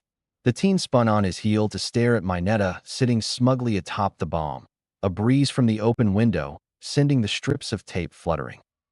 After recovering Sadu from the 1st floor, the two teams walked back to the monitor room, Mineta basking in the cheers that greeted his arrival. All Might boomed. Excellent work from both sides. Now, who can analyze what each team did wrong? Mineta opened his mouth to ask something, but Yayarozu cut him off. The villain team mistakenly assumed that both members of the hero team would come in through the front door, twice. In fact, as Siro only watched the door to the room with the bomb. However, Mineta sent his opponent in as a sacrificial lamb, meant to only distract the villains. Sada's capture was practically guaranteed the moment the heroes chose to split up. Izuku grunted. While it wasn't a bad play logically, it's still not something that heroes should do in the field. Out in the real world, villains will fight to kill, not to capture. Sending in your only backup as a one-use diversion means that you'll have that hero's blood on your hands. While Mineta won the exercise, he still lost his partner, and that'll hurt his chances in future team-ups. Nobody's going to want to work with the guy who let a fellow hero be killed for the sake of the mission. Mineta hung his head in shame, only to perk up when Yayarozu continued. That being said, it may have been the right choice to go for the bomb instead of trying to save Sadu. Due to Mineta's short stature, direct confrontation may not have been viable, especially if Hagikure had used her comm link to call Siro for backup. In addition, not being able to see Hagikure would place Mineta at a massive disadvantage, and she might have even been able to capture him on her own, thus winning the match. Sneaking around behind Siro and securing the bomb stealthily was an intelligent play. even if the setup for it was less than desirable. All Might beamed. A wise assessment on both parts. Remember, win or lose, there's something to be gained from this match. Now let's see who's up next. He ruffled around in the boxes before pulling out a white E ball and a black C ball. Team C as the villains will face Team E as the heroes. Due to young Ciro's traps, we'll use a different building. Chapter 5. Summary. The battle trials continue, and Izuku starts to get a sense for the capabilities of his classmates, some of whom are a lot more capable than it would seem at first glance. Izuku hummed as the wisps set down the bomb in a room on the 5th floor. You'd think they'd make it a bit heavier, to more closely resemble an actual bomb. Tokoimi frowned. Perhaps so, but making it lightweight allows for easier transport, especially if the match needs to be relocated. Izuku shrugged. That's fair. He considered the bomb, then the area around it. You know, Ciro had the right idea.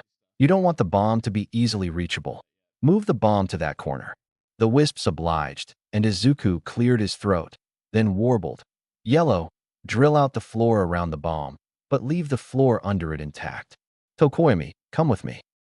The bird-headed boy nodded and followed Izuku out of the room, the wisps flying behind them. Yellow obediently drilled a curve in front of the bomb, before starting a pattern moving back and forth in increasingly wider curves, leaving a pattern of curved stripes in the floor. As soon as Yellow finished, Izuku grunted.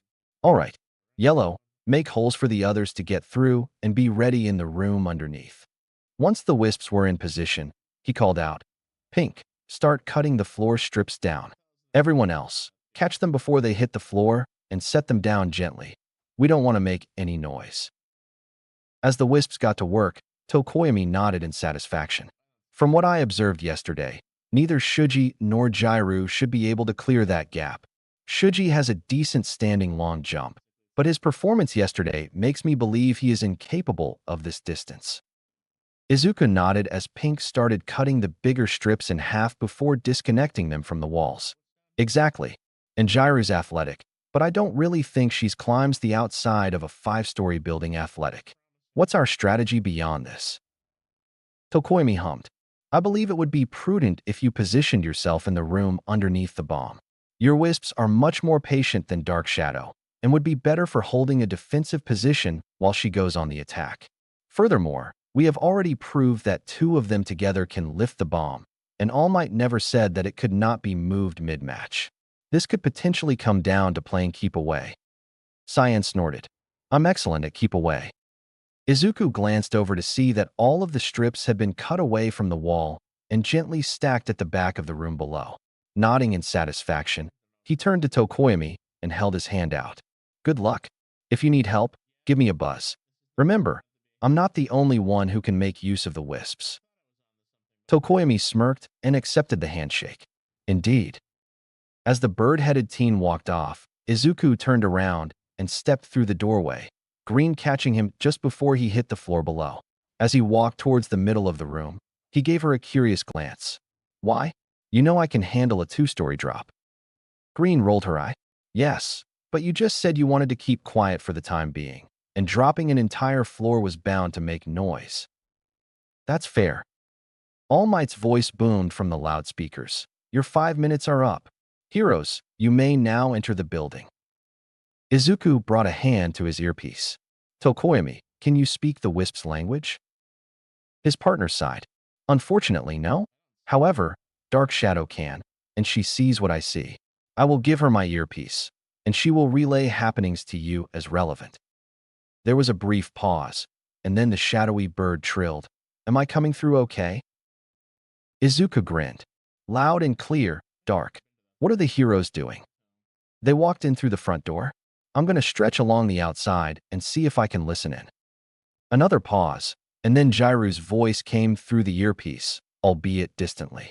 Midoriya's on the 4th floor, and Tokoimi's heading down the stairs from the 5th. Since Midoriya isn't moving, I'm going to guess that the bomb's on the 4th floor.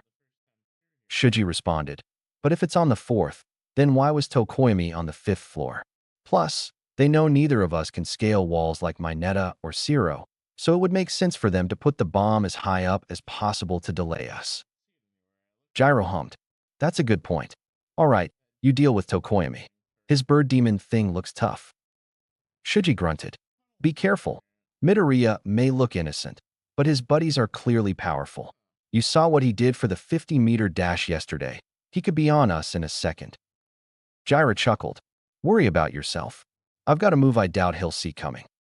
The earpiece shut off, and Izuku grinned to himself. So, she thinks she can catch me by surprise? We'll see about that.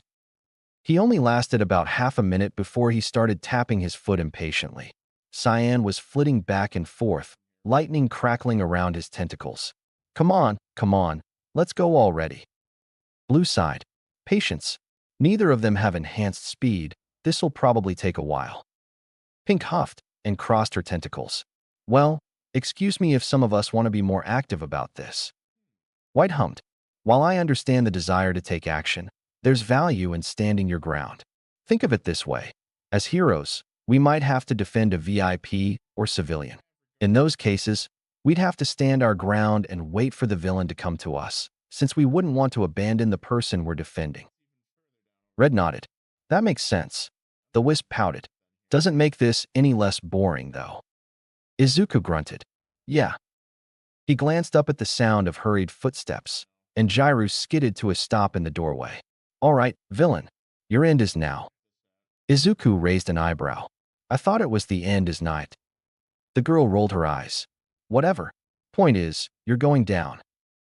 Izuku smirked. Ooh, I'm quaking in my boots here. Gyru grinned. Funny you should mention boots. Her jacks suddenly shot down, trailing fleshy cords behind them as they aimed for her tall boots. Izuku narrowed his eyes as he noticed the mesh pattern on the front. A snap of his fingers caught Blue's attention, and he crossed his arms, slightly bending his knees in preparation. Her jacks plugged into her boots, and a massive sound wave rushed out, washing over Izuku and shoving the debris against the windows. The glass itself rattled under the attack, but didn't shatter, surprisingly. As the force abated, Izuku hummed curiously. Weird. Thought it'd break from that. Gyru smirked. The sound needs to be at the glass's resonant frequency for that to happen. If the frequency's off, it'll vibrate, but it won't shatter like you see in videos. Izuku grunted. Good to know. He stepped forward, only for another blast of sound to push back against him. Gyru grinned widely as she leaned forward, her jacks plugged into her boots. Give it up, villain. You can't reach me. Izuku narrowed his eyes. Not like this, certainly. Orange. Blue unfused, and Izuku flew back towards the windows, planting his feet against the debris on the floor. Orange obediently flew over, and two balls of orange light formed under Izuku's feet. He bent his knees, before jumping, rocketing across the room. Gyru's eyes widened, and she unleashed another blast of sound, but he was moving too fast. He shot through the distortion and wrapped his arm around her neck, dragging her across the hallway. She slammed into the opposite wall, her jacks knocked out of her boots and the breath driven from her lungs. Izuku quickly pulled out his capture tape and secured her hands to her sides, before reaching down and pinning her jacks to her upper legs. All Might boomed. Young Gyru has been captured. Gyru's chest heaved as she drew breath, and Izuku calmly patted her on the back. Sorry about that. I'd have warned you, but villains won't let you know what they're planning. Gyru sighed, slumping in defeat. I guess not. Any chance you'll tell me where the bomb is? Izuku grinned and reached towards her ear, pulling out her comm link and storing it in one of his belt pouches. Don't want your pal listening in on our discussion, do we? Gyru chuckled. I guess we don't. The bomb. Izuku stepped to the side and pointed his thumb at the bomb, visible through the massive hole in the floor above. Gyru's jaw dropped, and Izuku grinned. Didn't see that coming, did you? She snapped her mouth shut. Nope. I guess Shuji was right about the bomb being on the top floor. I kinda assumed you were standing in front of it, since your heartbeat wasn't moving. Izuku crouched down, standing low on the balls of his feet. Well, you were half right. So, you can hear heartbeats? And from so far away, too. That's pretty cool. Gyru raised an eyebrow. Aren't you going to support Tokoyami? Izuku rolled his eyes and snapped his fingers. Pink, yellow, and green immediately shot down the hallway towards the stairwell. There, I've supported him. Now, tell me more about your quirk. Can you plug your jacks into things to listen to the vibrations in them? Jairo chuckled, leaning back against the wall. Yep, and they can project my own heartbeat. As you saw, the effect is a lot stronger if I pump it through some kind of speaker. She glanced down at her boots. Gotta say, I'm impressed with how compact the support department made them. Izuku grinned. True, I've never seen speakers so small before. Still, the fact that they're so far from your head is a bit of a downside. Like you saw, if an opponent sees you reaching for them, they can either prepare themselves, like I did, or interrupt you before you can attack. It might be good to add another set of speakers higher up on your costume, as a more accessible weapon. Gyro hummed. Honestly, that makes a lot of sense. I just asked for these really strong ones to be in my boots because I don't think my shoulders could take the backlash. And even still, I gotta be careful I don't use too much juice, or else I'll just blow myself backwards. Newton's third law, and all, you know. Izuku smirked. I'm a lot more familiar with that law than you might think. Say, electric guitars are typically plugged into loudspeakers, right? What if you had one that had a speaker built into it, or something? It'd look like a regular guitar, but it'd be a closer weapon for your jacks. Jairo's eyes widened. Not just that. I know that if I plug one jack in a speaker and use the other to listen to something, I can project the input from the speaker. And if I can amplify my heartbeat, you could also amplify those inputs. Izuku finished.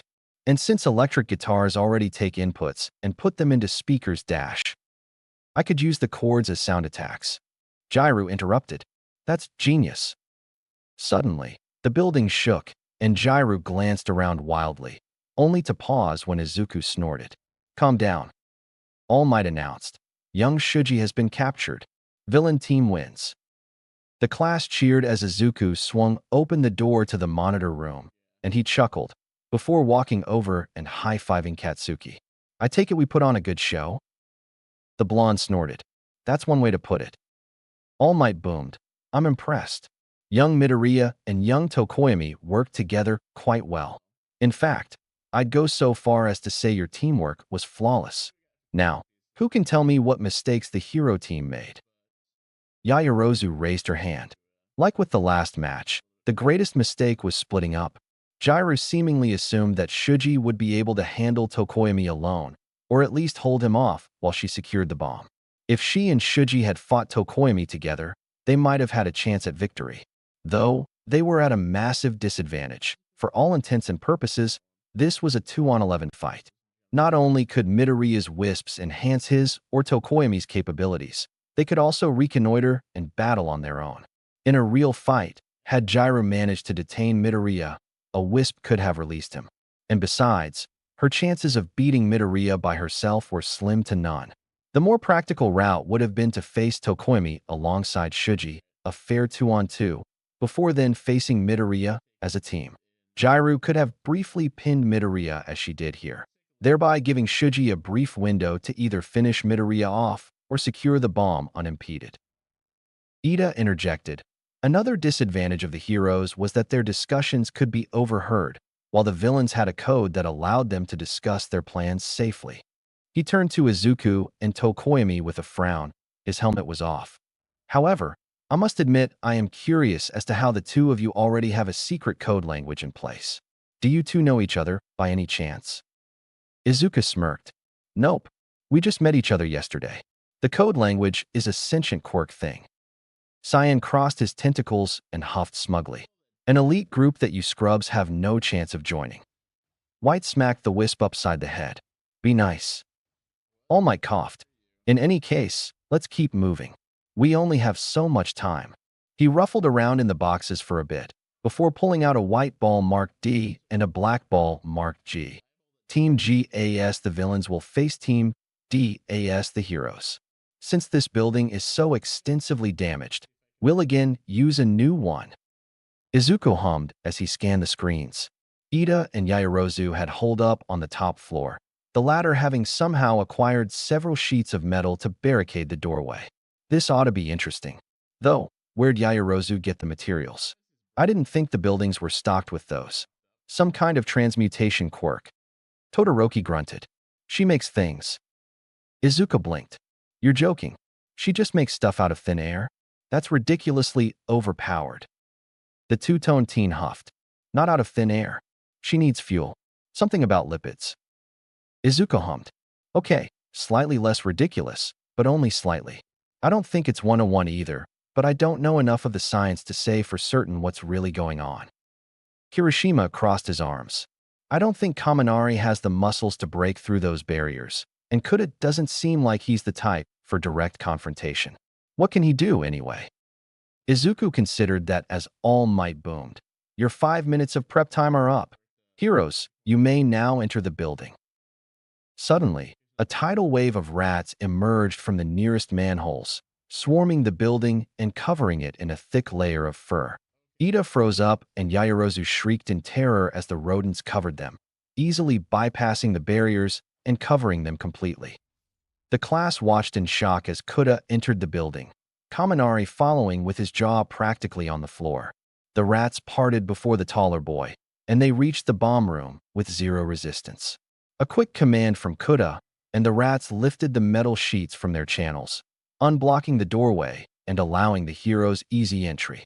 Ida and Yaoyorozu were gently washed aside by the sea of rodents, and Kuda calmly walked forward, laying a hand on the bomb. All Might blinked. The bomb has been secured. The hero team wins. Kuda opened the door to the monitor room a couple minutes later, met with shocked stares. Kirishima was the one to break the silence. Bro, that was actually kinda cool. A grin stretched over his face, and the others stared at him. Come on, you gotta admit it was really manly how he detained the villains and retrieved the bomb without hurting anyone or breaking anything. Right. Tokoyami chuckled. I suppose the case could be made for that. Most villains would be wholly unprepared for a biblical plague, and very few defenses would hold up to thousands of tiny mammals swarming them. Izuku nodded. If they even defend themselves at all, that kind of sight would make just about anybody freeze up. All Might coughed into his fist. Yes, remember, as heroes, any collateral damage you cause is taken out of your paycheck, so minimizing destruction is always a good strategy. Kuda smiled softly and nodded, walking to a corner of the room and sitting against the wall. A solitary rat followed him, and he began stroking the mammal's fur with a large finger. Ida sighed and removed his helmet, holding it by his side. For the sake of honesty, I must admit that I am disappointed in myself for losing so easily. But I understand that we are here as students to learn and grow, and failure is accepted, no, expected on occasion. Yaoyorozu smiled and patted her teammate on the shoulder. Very true, Ida-kun. All Might smiled. In any case, let's get moving with the next match, shall we? He stuck his hands in the boxes and ruffled around for a bit, before pulling out a white H ball and a black eye ball.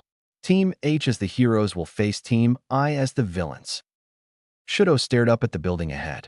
His teammate was bouncing back and forth incessantly, always in motion. Must you be so noisy? I am trying to focus on the task ahead. His partner, Ashido, his brain supplied, pouted. Well, excuse me for being just a wee bit nervous, Ice King. Besides, this is how I focus. I have a hard time standing still. Shudo sighed. Very well. I was originally planning to freeze the building solid, but if you refuse to stay back and let me handle it, then I suppose a different tactic is required. Ashido frowned. You were going to do everything? That's no fun. Though, hey, isn't Azui a frog? Shudo raised an eyebrow. And what if she is?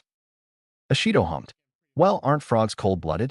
Wouldn't she have problems if she was suddenly exposed to a bunch of ice? Shudo paused. True. Many frogs hibernate during the winter, usually by way of burrowing. While wood frogs can technically be frozen solid and still survive, they require a large intake of sugar beforehand.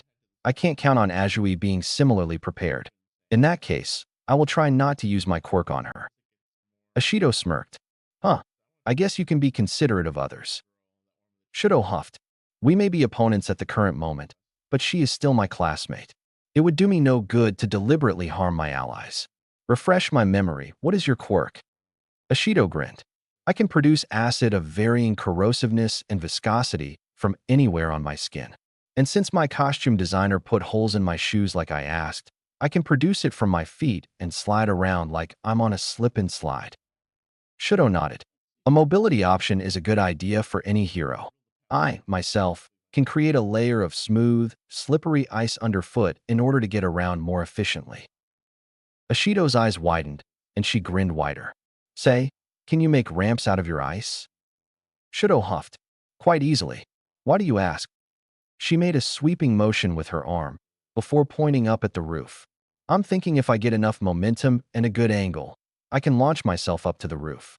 If you can make ice underfoot, you could just make a pillar rise under yourself, so you can follow me. Shudo hummed. That is not a bad idea. All Might boomed. Your prep time is up. Heroes, you are now cleared to enter the building. Shudo swept his right arm, and a giant slope of ice stretched out away from the target building. Ashido ran up the ramp, and he formed a smaller ramp aimed towards the roof. Her voice crackled through his earpiece. I'm gonna need a taller starting point, Ice King. Rolling his eyes, he placed his right hand against the larger ramp, and a shelf of ice erected from the tall end. Tall enough for you. She cackled. Excellent. Coming through. Shudo calmly stepped to his left, and Ashido shot past, flying through the air towards the roof. She fell just barely short, grabbing the ledge with one hand. She flailed around for a bit, before finding a foothold atop a window frame with her left foot. From there, she easily grabbed the ledge with her other hand and heaved herself up and over onto the roof. Shudo chuckled and walked across the street, stopping next to the doorway and shifting his right foot. A pillar of ice shot up from the ground under his feet, quickly raising him up to roof level. As he stepped off onto the concrete, he glanced down at where Ashido was on her back, panting, already out of breath. Shameful. Heroes need better stamina. She grinned up at him. Oh, I can give you stamina, big boy. Shudo rolled his eyes. Focus. We have work to do. She groaned in exaggerated annoyance and sprang to her feet. You're no fun. Come on, let's move. As he followed her inside, he couldn't help but chuckle under his breath. Father would absolutely loathe her, so I guess I can tolerate her. Izuku hummed as he watched Ashido and Todoroki ascend to the rooftop together. Huh, the hero team is working together. Whatever next. He could see that Azui and Kirishima had hidden the bomb on the fourth floor. With no way to cut off access like Izuku had, they'd resorted to standing back-to-back next to the bomb, watching the entrance and the windows at the same time. Ashido and Todoroki swept the fifth floor together, the former taking the lead and the latter keeping watch behind. They quickly moved down to the fourth floor, Todoroki taking the lead this time. It wasn't long before they came upon the room with the bomb in it, the two heroes immediately stepping inside. Todoroki erected a wall of ice behind them, locking all four combatants in the room. Kirishima grinned and banged his fists together, immediately launching himself at the other two. Todoroki threw up a thick sheet of ice that blocked the redhead, and Ashido darted around the conflict, sliding across the floor and flinging a glob of acid at Azui. The green-haired girl dodged and bounded forward, immediately lashing out with a dropkick. Ashido sidestepped, throwing a clumsy punch as her opponent passed. The blow missed, and Azui landed on all fours, immediately whipping her tongue out and wrapping it around Ashido, before bodily throwing the pink girl towards the outer wall. A wall of ice caught Ashido before she hit the concrete and glass, and Izuku glanced over at where Todoroki was still calmly evading Kirishima's bullheaded assault. Every strike was either dodged, caught, or blocked by ice. Izuku hummed in approval. Todoroki has training. Not a lot of high schoolers can claim that level of skill. Yaoyorozu sighed. Well, to be fair, his father is Endeavor, so being unable to fight was never really on the table for him. Izuku blinked. Seriously? He's Endeavor's kid? I didn't even know Endeavor was married, let alone a dad. Ida hummed. Endeavor is hardly public about his home life. Perhaps he predicted that villains would attempt to target him through his family, and thus kept quiet about them for their own safety. Izuku shrugged. Makes sense to me. On the screens, Todoroki caught another punch from Kirishima with his right hand, and something in his expression hardened. Ice suddenly ran down Kirishima's body from the point of contact, freezing him solidly to the ground. He pulled his roll of capture tape out of his pocket, wrapping it around Kirishima's frozen legs. All Might boomed. Young Kirishima has been captured. Naturally, Azui glanced over at where her teammate was standing, and that moment of distraction cost her. Ashido shot past her defenses and landed a punch to the frog's side, sending her reeling. Todoroki followed up by quickly stringing more capture tape around Azui's legs, effectively disabling her greatest weapons. The team carefully set her down on the floor before walking past and setting a hand on the bomb. All Might announced, both villains have been captured, and the bomb has been secured. Hero team wins. Chapter 6. Summary. The battle trials come to an explosive conclusion. Meanwhile, enter Best Gremlin. Todoroki opened the door to the monitor room, met with polite clapping and quiet cheering from the rest of the class. He grunted, though Izuku could just barely make out a hint of a smile under that mask. He walked inside, immediately moving to stand next to Yaoyorozu.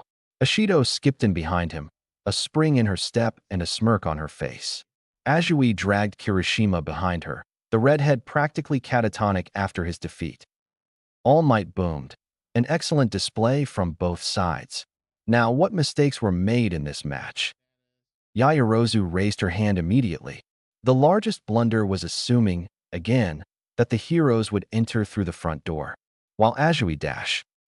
Call me Tsu, Karo. The raven-haired girl bowed her head. While Tsu did account for possible overhead entry by placing the bomb on the 4th floor rather than the 5th, the heroes still only had to search 2 floors. Still, the villains at least had the foresight to watch both the door and the windows, especially considering Minetta's ploy in the first match. Izuku frowned. Though, I find it odd that Todoroki seemed to chase down Kirishima almost single-mindedly, and when he did go after Tsu, he didn't even use his quirk. What's up with that? Todoroki grunted. My partner brought up the possibility that ice may have an adverse effect on her amphibian biology. I chose not to face her, since I reasoned that I could have caused her undue harm that would have otherwise been avoided. Tsu nodded at him gratefully. And I'm glad you did, Karo. Whenever I get too cold, I start to hibernate, and if the change in temperature is too sharp, it's really bad for me, Karo. Izuku nodded once. I see. Thanks for clearing that up. Kirishima slammed a fist into his palm. I just wish I could have done more. I feel so useless. Ashido rolled her eyes and smacked him upside the head. Chill out, you doofus. You held off Todoroki for a good couple minutes, and in a way, you kept him from teaming up with me against Tsu. Be proud of that. All Might announced, young Ashido is right, young Kirishima. While you should still consider what you did wrong, never be afraid to take pride in what you did right. In any case, time for the final match. He pulled the black box over from beside the mic and ruffled around for a bit, before pulling out a black ball inscribed with AJ. Team J will play the villains against Team A as the heroes. Katsuki flipped through the floor plans of the building across the street, pausing and glancing up at where his teammate was switching between several flamboyant poses. Are you going to be an arrogant prick the whole time, or are you going to get your ass over here so we can plan? Baguette huffed dramatically and stuck a finger in the air. A plan is unnecessary, mon ami, for I will dazzle all with my brilliant sparkle. Katsuki rolled his eyes. Sure you will, Baguette. Fine. If you want to run in, navel blazing, then go ahead. I'm going to head in from the top for a pincer movement. Baguette pouted. But monsieur, if you do that, then nobody will be around for me to amaze. Katsuki scoffed. Save it. When you're licensed, go ahead and pose for the cameras all you want, but as long as you're my teammate, you're going to shut the fuck up and take this seriously. Capiche? Baguette sighed. No appreciation for talent. Katsuki grunted and turned back to the floor plans. Whatever. Suddenly, All Might announced, your 5 minutes of prep time are up. Hero team, you may now enter the building. As promised, Baguette immediately turned on his heel and made a beeline for the front door, strutting like a complete tool. Katsuki rolled his eyes, but reluctantly followed his partner. Abandoning him to his own devices likely wouldn't end well, especially considering Printer got on Grape's case for doing it in the first match. Baguette practically skipped through the hallways on the first floor, making sure to pose dramatically every time he noticed a camera, which happened far too often for Katsuki's liking. After the 7th time on the first floor alone, he clamped a hand around his other wrist to keep himself from dragging his partner along by that stupid cape. There's literally no reason to be so fancy, Baguette. Now get your ass in gear. We've got a bomb to find. Baguette huffed. Patience, monsieur. An artiste cannot be rushed. Suddenly, Monkey appeared at the other end of the stairwell, launching himself down the hallway and slamming his thick tail into Baguette's stomach. The idiot slid backwards, coughing as dust got kicked up from the floor. Suddenly, he froze, before immediately grabbing his cape and scrubbing furiously at it. No, no, no. My beautiful cape has been soiled by poussière. This will not do. Katsuki groaned loudly, before launching himself forward and aiming a right hook at Monkey. The other student caught the blow with crossed arms, sliding back a couple feet. Katsuki barked, "Worry about your damn cape later. This is a combat exercise, not a goddamn fashion show." But monsieur, I spent so much time in glitter making this cape almost as sparkly as I cannot let that effort go to such waste. Katsuki held himself back from slamming his palm into his face and resorted to letting off an explosion that sent Monkey retreating around the corner and up the stairs, if his hurried footsteps were any indication. Completely and utterly out of patience, he roughly grabbed Baguette's leg and slung him over his shoulder before blasting off down the hallway. He tailed Monkey up to the 3rd floor, following the other blonde to a room away from the street with a single entrance. Inside, Roundface had the bomb floating up near the ceiling. She visibly paled upon seeing Katsuki blast around the corner, whereas Monkey took up a defensive stance. Quickly appraising the situation, he threw Baguette towards Roundface and shouted, "Make yourself fucking useful." Turning to Monkey, he crouched and let off a few sparks for intimidation. "You and me, Wukong." Monkey immediately sprang forward, aiming a solid roundhouse towards Katsuki's face. He blocked it with his left arm and retaliated with a right hook, which was deflected and countered by a swinging tail. Katsuki grinned and ducked underneath, before aiming an uppercut with his left fist at Monkey's chin. It connected, and the other teen was lifted off the ground by the force. Katsuki attempted to follow up with a swift kick to the chest, but was interrupted by Baguette being flung at him from across the room at speeds that shouldn't have been possible. Roundface, he thought quickly, grabbing Baguette by the leg and throwing him at Monkey like an improvised bola. He turned to block her clumsy punch, before retaliating with a quick knee to the solar plexus. She hunched over, her cheeks bulging and her arms wrapped around her stomach protectively. Katsuki swore under his breath, turning his attention back to where Baguette was retreating from Monkey, using the recoil from his laser to propel himself through the air. Seeing that both villains were otherwise occupied, Katsuki blasted across the room, before leaping upward and grabbing one of the tail fins of the bomb, dragging it towards the ground. All Might announced, "The bomb has been secured. Hero team wins." Immediately, Katsuki turned on his heel and strode over to where Roundface was kneeling on the floor, clutching her stomach. He started patting her on the back and muttered, "Sorry, didn't realize that nerve cluster would make you react like this. Can you turn off your quirk?" Roundface slowly placed her fingertips together and weakly announced, "Our release." The bomb settled down, and Baguette crashed to the floor, his visor shattering on the ends and his armor crumpling. Monkey winced at the violent sound, but Katsuki was preoccupied with Roundface suddenly hurling at her feet. He quickly gathered her bangs in his hands and pulled her hair back from her face, rubbing circles between her shoulder blades. "Shit, you think you need to see recovery, girl?" Once she'd emptied her stomach, Roundface nodded weakly, before outright fainting. Katsuki caught her before she landed in the pile of vomit on the floor, quickly sweeping her up in a bridal carry.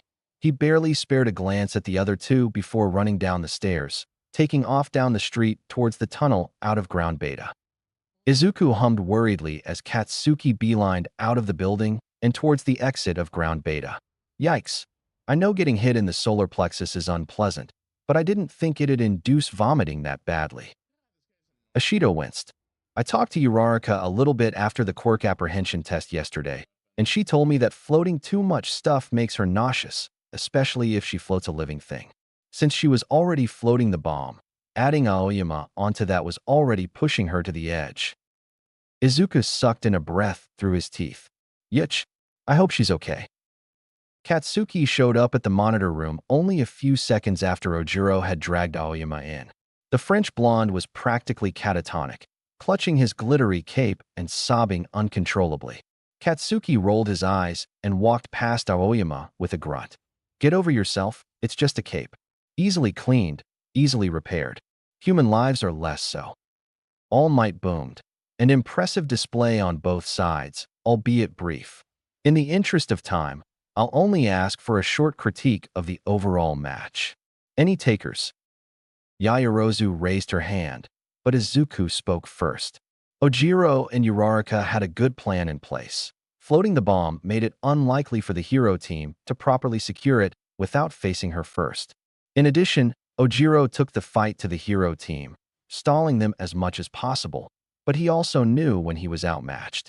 When he saw that he couldn't beat Bakugo, he made a strategic retreat and attempted to fight the heroes alongside his partner. And because one of the heroes was an active hindrance, here he glared sharply at Aoyama. The villain team could have won if Bakugo hadn't accidentally exploited Uraraka's weakness. All Might grinned. "Well said, young Midoriya." There was a rush of wind, and suddenly the pro was at the door. "Now, watch how a pro exits, like he's got somewhere to be."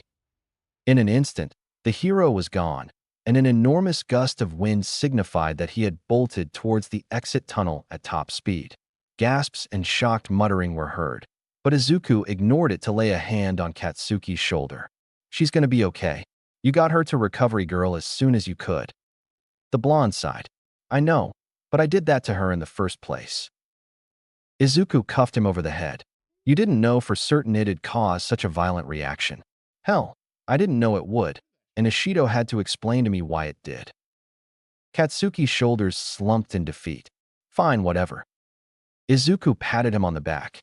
"Hey, don't worry about it. We're here to learn, to get better. In future combat exercises, you'll know not to hit her in that spot, and it won't happen again. Right?" Katsuki stood upright. "Right." Izuku grinned. "Attaboy." After classes were done for the day, Katsuki made to head towards the front entrance, but paused when Izuku started heading the other direction, flanked by the wisps. After a brief moment of indecision, the blonde turned on his heel, quickly catching up. "Where are you headed?" Izuku grunted. "Support department. My costume designer left a note in my costume case asking me to stop by after classes today to discuss additional gear." Katsuki raised an eyebrow. "And you're considering it? Last time I checked, your wisps covered just about every necessary angle." Izuku sighed. "Not quite. I've still got one major weak point exposed, the wisps themselves." Katsuki blinked. "I don't follow. As powerful as they are, they're still sentient beings, and they've still got blind spots. Since I can only have one fused at a time, that means the other 7 are completely exposed during a fight. And sure, they're fast, but they're not invincible. I keep worrying about what might happen if one of them was caught unawares and seriously injured, or worse." Katsuki hummed. "Yeah, that's fair. If you had something that they could sit inside until they're needed, that would be cool, but it'd also be super bulky and tough to keep on hand in the field." Izuku grunted. "Don't be too certain. Support items have been getting more and more compact in recent years." There were rapid footsteps behind them, and they paused, turning to see Uraraka running up to them. "There you guys are. Ishido told me you were heading in this direction, and I wanted to catch you before you left." Katsuki raised an eyebrow. "How come?" She grinned sheepishly and rubbed at the back of her neck. "Well, mostly to apologize for earlier." Katsuki blinked. "Apologize? Fucking why? You did nothing wrong." "But I ruined the match." Katsuki scoffed. "Bullshit, cheeks. You did everything you were supposed to in that situation.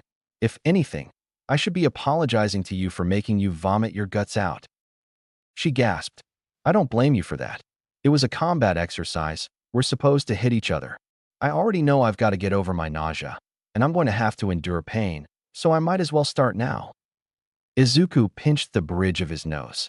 "All right, clearly, neither of you blames the other for what happened during the exercise, so just shake hands, promise to do better, and move on." "Okay." The 2 others stared at him. After a couple seconds, Katsuki sighed and stuck his hand out. "He's got a point. We both have things to work on, so let's just move on. Uraraka smiled and accepted the handshake. Fair enough. Izuku grunted and continued down the hall. Katsuki followed, and after a brief pause, Uraraka fell into step on Izuku's other side. So, how come you two are going this way? I thought the front entrance was the other direction from the classroom. Izuku grunted again. Support department. My costume designer wanted to talk to me. Uraraka blinked. Wait, we can talk to our costume designers? Katsuki tilted his head. Yeah, didn't you read the memos that were in the cases? Hero students can go to the support labs after classes to propose costume alterations and discuss additional gear. What? She blushed. Well, I had thought I'd just get used to the heels in my costume, but if we're allowed to request alterations, I'm going to see if I can switch them out for something like astronaut boots. Katsuki grunted. Yeah, that's definitely something to talk to your costume designer about. If your costume isn't comfortable, change it. Not that complicated. They rounded a corner, and Izuku grunted upon seeing the huge metal double doors further down the hallway. There's the development studio. It's the workshop dedicated to costume adjustments. He stepped up to the doors and reached for the handle, when an explosion suddenly blasted him across the hall, blowing the doors off their hinges entirely. Loud cackling emanated from inside, and an older voice shouted, Hatsum, I swear to Nedzu, if you don't move your projects to the beta studio, I'm going to ban you from the workshops for a whole week. The first voice groaned. But sir, I'm meeting someone here today, and I couldn't just do nothing while I waited. Izuku sighed as he peeled himself off the wall. I'm guessing she means me. He snapped his fingers, and orange shot through the smoke, quickly dispersing it. I take it you're my costume designer. The girl with pink dreadlocks beamed at him. Maybe. Hatsum May, future CEO of Hatsum Industries. Which costume is yours again? Izuku grunted. Midoriya Izuku, the rainbow one. Hatsum brightened. Oh, you're the guy I wanted to talk to today? Honestly, your class has a criminal lack of babies with their costumes. Wire's the only one who got to include some Nito grenade gauntlets with one of hers. Katsuki scowled. You mean the functional weapons that definitely shouldn't have been given to a hero student on the first day of classes? Power Loader waved a hand dismissively. Don't worry, I made sure she added a toggle. If you slip on the pin coverings upside down, the tanks won't siphon your sweat. Wasn't there a note in your case about that? Katsuki frowned. Not that I saw. Then again, I saw two gauntlets that looked exactly like what I'd requested, and I kind of assumed they were fully functional, so I just left them in there. Good to know they've got an off switch. Hatsum rolled her eyes. Boring. What's the point of having babies if you're not going to use them? Power Loader sighed and opened his mouth to say something, but Katsuki beat him to it. If you give a first-year student the equivalent of a handheld nuke on the first day, there's a good chance they'd accidentally kill someone with it. We've got to learn control before we start messing with weaponry, or people are going to get hurt. Got it. Hatsum paused, then nodded emphatically. Got it. Wait on the babies until the user's trained to operate them. Power Loader gave Katsuki an extremely grateful look before adding, of course, that's specifically for weapons. For mobility aids like your hoversaws, those are more applicable for early on. Uraraka perked up. Hoversaws? Those sound interesting. What dash? Hatsum held a hand up. Up BUP. I've got a meeting. You and I can talk later, but right now, I have a client to negotiate with. The support student grabbed Izuku by the wrist and dragged him over to an empty testing room, pulling him inside and closing the door before whirling to face him with stars in her eyes. Before she could say anything, Izuku held up a hand. Keep it slow enough that I can register what you're saying, all right? She nodded quickly. Sure, I can do that. Izuku crossed his arms. All right, what's on your mind? Hatsum grinned. So, Majima-sensei let us watch the footage of the entrance exam for our assigned clients, and I noticed that your buddies kept flying around loose, which doesn't seem safe for them. Izuku grunted. True. I was actually hoping to discuss some kind of housing for them, so they aren't vulnerable mid-fight. Hatsum beamed. That's what I was thinking. So, I went ahead and whipped up a quick prototype baby that I wanted to test, but couldn't without something from you. She ran to a corner of the room and slid open a drawer, pulling out a weird-looking device. It had a flat cylindrical base made of red plastic, with two small clamps underneath a clear plastic lid that was hinged on one side and fastened on the other. Here, if my hypothesis is correct, the final piece should allow this baby to safely contain a single wisp. Izuku raised an eyebrow. And what final piece would that be? She grinned. Some of your hair, duh. Izuku blinked, and she rolled her eyes. Oh, come on, it's obvious. Your hair is normally prismatic, and it changes color when you fuse with a wisp, so clearly they're being stored in your hair in some way. Izuku raised a finger, then paused, finding that he didn't really have a counterpoint to that. Okay, that's fair. He reached behind his head and pulled out a few strands of hair, noting that it seemed to glow even in the dim lighting of the room. That good enough? Hatsum beamed and snagged the hairs from his grip, immediately opening the device and slotting them into the clamps. That should do it. Now, which one wants to be the guinea pig? The wisps exchanged glances, and Blue cautiously tapped a nub against the exposed hairs. There was a flash of light, and Hatsum snapped the lid shut, revealing that the hairs within were now a brilliant blue. She cackled maniacally, but Izuku wasn't convinced, holding his hand out. Taking the hint, she handed him the device, and he flicked the lid open. There was another flash, and Blue backflipped into the air, his eyes spinning. Whoa, that was weird.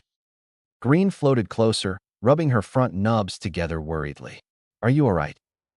Blue shook his head, his eyes refocusing. Yeah, I think I'm okay. It's just really weird to fuse with something that's not alive.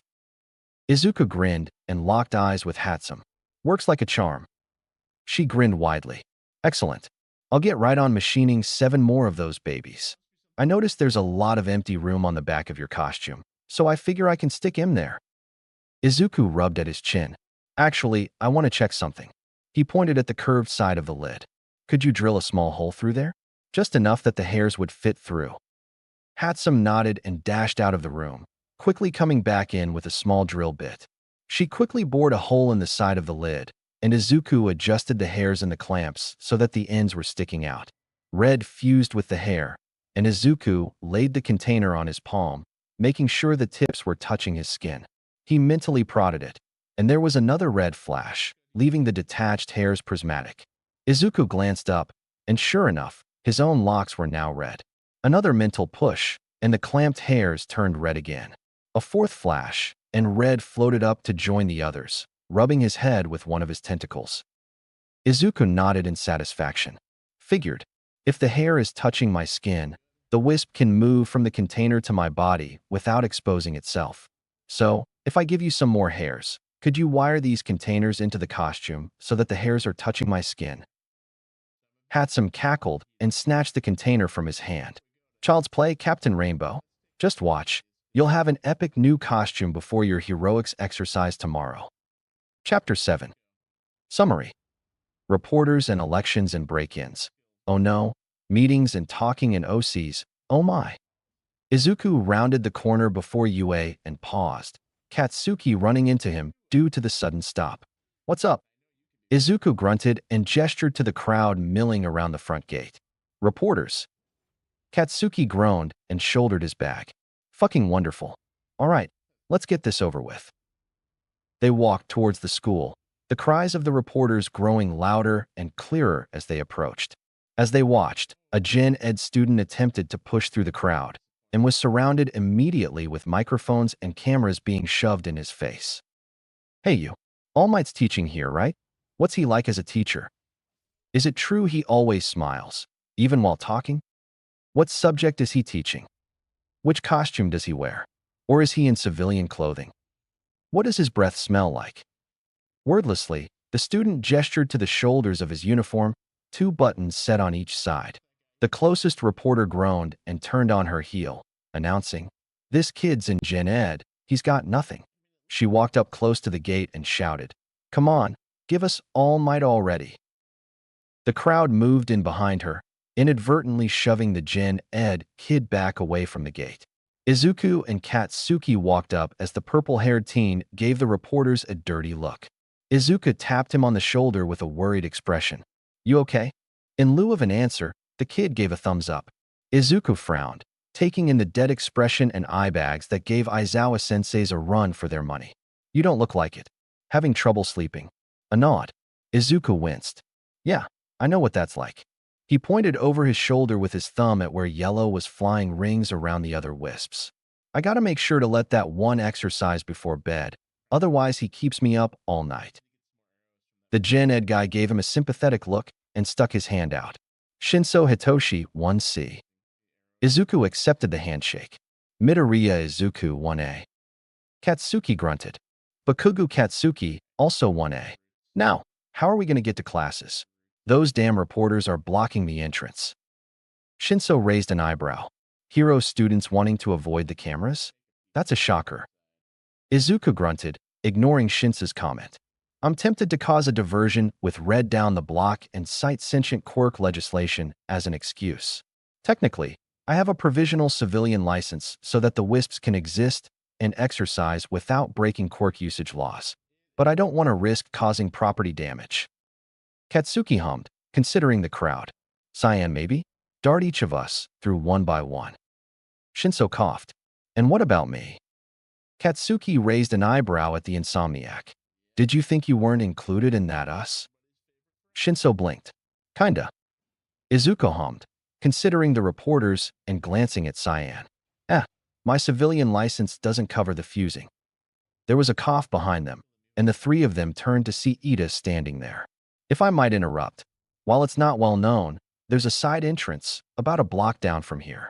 You just need to scan your ID card to open it. Midoriya, if you keep your wisps in your bag, they should be let through with you. Izuku nodded gratefully. Thanks for the tip, Ida. The taller boy waved his hand dismissively. Think nothing of it. Because of my brother's career, I've had to deal with reporters myself on occasion, and believe me, they're extremely unpleasant. When the bell rang to signal the start of homeroom, Aizawa-sensei walked in with a supremely annoyed look on his face. Wisely, everyone shut up, and he huffed as he stepped up to the podium. Good thinking.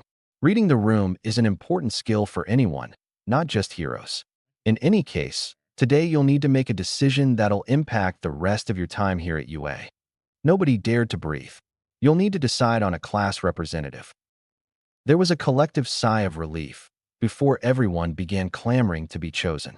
Blue whimpered and ducked inside Izuku's bag, and Green followed her fellow wisp. The others congregated in the rafters, away from the din, and Izuku wished he could join them. After a little while, Ida shot up and shouted, Everyone, since we clearly cannot come to a consensus, we must decide this rationally. We will hold a democratic vote to choose our class representative. Kaminari frowned. We've only known each other for a couple of days. Wouldn't everyone just vote for themselves? Perhaps. However, if someone were to gain others' votes in such a short time, then clearly they are most suited for the position. He turned to where Aizawa-sensei was slumped against the front wall. Is this acceptable, sensei? I don't care. Just get it done by the end of homeroom. Ida nodded and reached under the podium, producing a stack of papers and a bundle of pencils. He distributed the items among the class, and the room was quickly filled with the sound of scribbling. Izuku tapped the eraser of his pencil against his chin, deep in thought. I'm not going to lie and say that I don't want the position, but do I think I'm the best person for it? Ida already takes charge first out of everyone, and he certainly has the confidence for it. Yaoyorozu is really smart, and she could have won the exercise if Koda hadn't used a tidal wave of rats. But she doesn't seem to believe in herself. Ida would probably fill the position best. Maybe I'm sacrificing my chances, but sacrifice is a hero's job, isn't it? He quickly wrote Ida's name on his paper and turned it over, setting his pencil down on his desk. Once everyone's paper was turned over, Ida went around the room and collected the votes, making sure not to look at them until the stack reached the podium, and he began sorting them into piles. Once the votes were tallied, Ida grabbed a piece of chalk from the tray and wrote the results on the board. Midoriya Izuku, 7 votes. Ida Tenya, 6 votes. Katsuki Bakugu, 3 votes. Yaoyorozu Momo, 2 votes. Aoyama Yuga, 1 vote. Mineta Minoru, 1 vote. Katsuki grunted. 3 of you idiots voted for me? You seriously thought the guy with anger issues should lead the class? Kirishima shrugged. I dunno, bro. You seem like you've got a good head on your shoulders. Uraraka nodded. I second that. You're calmer than you give yourself credit for. Ojiro hummed. Agreed. Aoyama pouted. But Messrs. E.T. Madams, should the face of this class not be Trace Sparkly? Surely I am the superior choice. Ashido snorted. Dude, if you were in charge of the class, you'd have us all covered in glitter and eating camembert with every meal. Aoyama bristled. And what is wrong with camembert? Izuku clapped his hands together, silencing everyone. As your newly appointed class representative, kindly shut up. He walked up to the podium, nodding at Ida before scanning the class. I'm not entirely certain why you all apparently think I'm good for this role, but I'll do my best to live up to your expectations. He turned and offered a hand to Ida. I look forward to working with you, Vice Representative. Ida smiled and accepted the handshake. Likewise. Aizawa-sensei grunted and sat upright. Good. You got it over with during the span of homeroom. Certainly faster than other classes I've had in the past. Izuku and Ida quickly headed for their seats, and the hero emerged from his sleeping bag, moving to stand behind the podium. Right. In other announcements, I've been informed that some of you requested minor alterations to your costumes yesterday after classes. The man nodded in approval. Good thinking. Your costume is an ever-present part of your career, so it needs to be in top condition, just like you. Making sure you can wear it comfortably is a vital step. Midoriya, I'm told that your updates are taking longer than expected, but Power Loader assures me your costume will be available by tomorrow's Foundational Heroics class. Uraraka, your updates are already finished, so I recommend stopping by the development studio after classes today to make sure everything is comfortable and in working order. Yaoyorozu, your request for an alternate costume has been received by the designated company, and it should be ready by next week. Mineta pouted. Why? It's already perfect. The midget suddenly reeled back in his seat as Cyan practically teleported in front of him, staring him down resolutely. At the same time, Aizawa-sensei fixed the short boy with a sharp glare. Make another comment like that, and you're expelled. Mineta whimpered and nodded, and the teacher grunted. Hagakure, you've been specifically requested to come down to the development studio after classes today. Power Loader noticed the schematics for your costume and insisted that you needed something else. He quickly fixed Mineta with another glare before the midget could say anything. Also, a quick word about yesterday's exercise. For those of you who won, don't think you don't still have room to improve from where you are. Likewise, for those of you who lost, don't think that you're failures. You're here to learn, and losing is a part of that. The bell rang, and the hero grabbed his sleeping bag. Be back here at 1 to elect class officers. That's all for today. Dismissed. At lunchtime, Izuku and Katsuki sat at the same table as Uraraka, Ida, and Tokoyami, but this time, they were joined by Yaoyorozu and Todoroki, the latter by virtue of following behind the former. Not long after she sat down, Yaoyorozu turned to Izuku and said, I feel I must congratulate you on being chosen as class representative, Midoriya-kun. Izuku grunted. Not like I did much in the way of campaigning or anything. Still not entirely sure I'm the best person for the job. Ida huffed. Well, I'm certain you'll do quite well, Midoriya. You've already shown an ability to make snap decisions, and you've routinely placed other people before yourself, qualities that I unfortunately lack. Still, I feel proud that the class considers me a close second to you. Katsuki scoffed. Still can't believe people thought I should be a rep. I've never been good at all that paperwork shit. Plus, can you imagine people seeing me and assuming that the whole class is the same? Uraraka sighed. I guess that's fair. Todoroki hummed. By the way, Midoriya, your quirk is unusual. Not only is it sentient, which is already rare, but it's incredibly multifaceted. It's almost like 8 separate quirks rather than a single one. Izuku snorted. Trust me, I'm well aware my quirk is a drastic outlier when it comes to what we know about them. But we got it tested shortly after it manifested, and we're certain it's just the one. Todoroki frowned. Be that as it may, it's quite powerful. Tell me, Midoriya, are you the secret love child of Gang Orca and Spectrum? Izuku choked on his noodles, and Katsuki quickly pulled him out of his seat for a Heimlich maneuver. After a few seconds of coughing, during which Todoroki was as stone-faced as ever, Izuku finally recovered enough to stare at the other teen incredulously. Are you joking? You've got to be joking. Where the hell did you get that idea? Todoroki shrugged. Gang Orca has an aquatic quirk, and Spectrum can create multicolored beams of light. Both very strong quirks, and could reasonably combine to create yours. Izuku blinked, then sat down and sighed deeply, pinching the bridge of his nose. Okay, so, first off, the wisps aren't actually squids. They just share some physical similarities with real squids. As far as I know, they aren't aquatic, although yellow does have a weird fascination with water. And second, my parents aren't heroes, not by a long shot. Mom works as a nurse at Mizudafu General Hospital, and Dad's in hero merchandising in America has been since I was 2. Mom's quirk lets her attract small objects, and Dad has fire breath. I'm told I take after his brother, Midoriya Teiko, who has a kraken quirk. Supposedly, the Midoriya family has a lot of quirks based on mythical creatures. Todoroki sat up straighter. Are you related to Ryukyu? Izuku opened his mouth to retort, then paused. Let me get back to you on that. I don't think so, but I'm not 100% certain about that. Suddenly, alarms started blaring, and they all glanced up. The speakers blared. There has been a level 3 security breach. All students please evacuate outside promptly. I repeat, there has been a level 3 security breach. All students please evacuate outside promptly. Immediately, all the students in the cafeteria got up and began stampeding towards the exit. Izuku stuck 2 fingers in his mouth and let out a piercing whistle, fusing with green and floating above the heads of the crowd. He soared through the thankfully spacious hallways, scanning the tide of students. Spotting a head of blue hair, he snapped his fingers, and pink flew in after orange, the two working in tandem to fling Ida up to the ceiling and stick him there by his feet. Izuku glanced over to the windows and swore under his breath, spying microphones and cameras inside the campus boundaries. It's just the media. We need to get them to calm down. Ida pointed down the hallway at the double doors.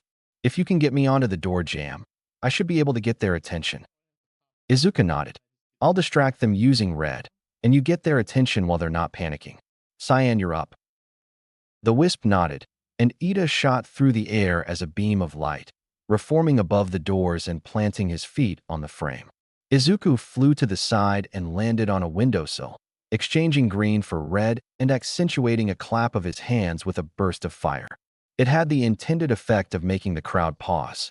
Ida shouted, "Everyone, please calm down. It is just the media. Acting in such a panicked manner is unbefitting of students at such a prestigious institution. Now, please proceed through the exit in a calm and orderly fashion." The crowd began to slowly move through the doors, a steady trickle of people emptying the hallway. Izuku nodded in satisfaction and dropped to the floor, joining the flow and barely even reacting when Ida dropped down next to him. Good work, Vice Rep. Ida slightly bowed his head. I could not have done it without you, class representative. 1A reconvened in the classroom at 1 o'clock as expected, though they were quieter than they'd been that morning. Before anyone could say anything, Aizawa-sensei stepped up to the podium. Now, first things first. While I'd like to say I'm disappointed in you all for getting caught up in the panic earlier, it's understandable that you'd follow the older students. Regardless, in future crises, I expect you to handle yourselves much more calmly than today. Midoriya and Ida set a good example. Try to follow it. That's all from me. Class rep, vice rep, your turn. Izuku nodded and walked up to the podium, Ida standing beside him shortly after. Right. First, we need a secretary to handle paperwork and other managerial-type duties. I can't think of anyone off the top of my head, though. Vice Rep. Ida hummed. I nominate Yaoyorozu for the position. She's quite adept at organization, scheduling, and similar duties. The others in the class voiced their assent, and Izuku nodded. All right, then Yaoyorozu is secretary. Next, the treasurer for budgeting and allocation of resources. I nominate Uraraka. Her family does construction, which consists of a lot of that sort of work. Objections? Moneta scoffed. I bet she'll just take whatever money she can from the budget and sneak it off for herself. Izuku leveled the midget with a glare. Your opinion has been noted and steadfastly ignored. Any thoughts, Ida? Ida shook his head. I have no objections. Izuku grunted, keeping his gaze locked on Mineta as the rest of the class nodded in agreement. Then it settled. Lastly, we need a discipline officer, someone to keep troublemakers in line. I propose we give that position to Bakugo. He's already done that sort of thing before, and he's an excellent mischief deterrent. Ida nodded. Seconded. Katsuki swiveled in his seat to shoot Mineta an evil grin, curling his left hand into a claw. The midget whimpered and shrank low in his seat, and several in the class shot Katsuki grateful looks. Izuku chuckled before clapping his hands together. Right. That concludes the election of class officers, though other positions may be created if they are deemed necessary and approved by Aizawa-sensei. The teacher grunted.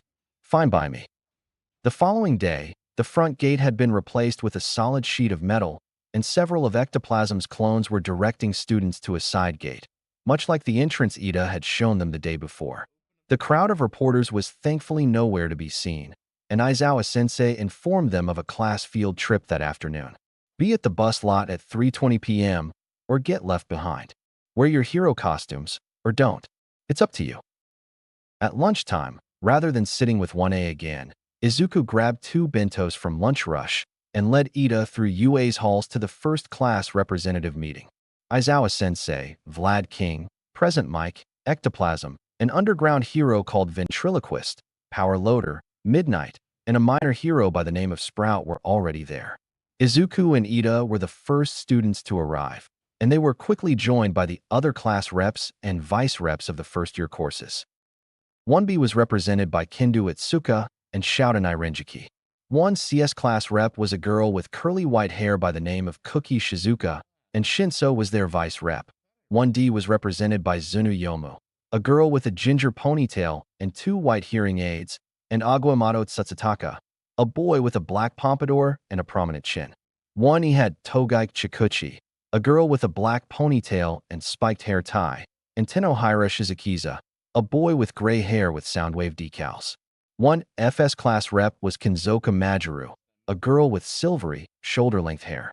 1G was represented by Erishur Harrigan, a boy with light blue hair that was constantly crackling with electricity. 1H had Furesu Meina, a girl with a black ponytail, a screwdriver-themed headband, and an exhausted expression to rival Shinsu's own. Representing 1I was Adama Hachi, a boy with tall blonde hair like a beehive. Rikai Sakuto, a boy with short olive hair and round glasses, represented Class 1J.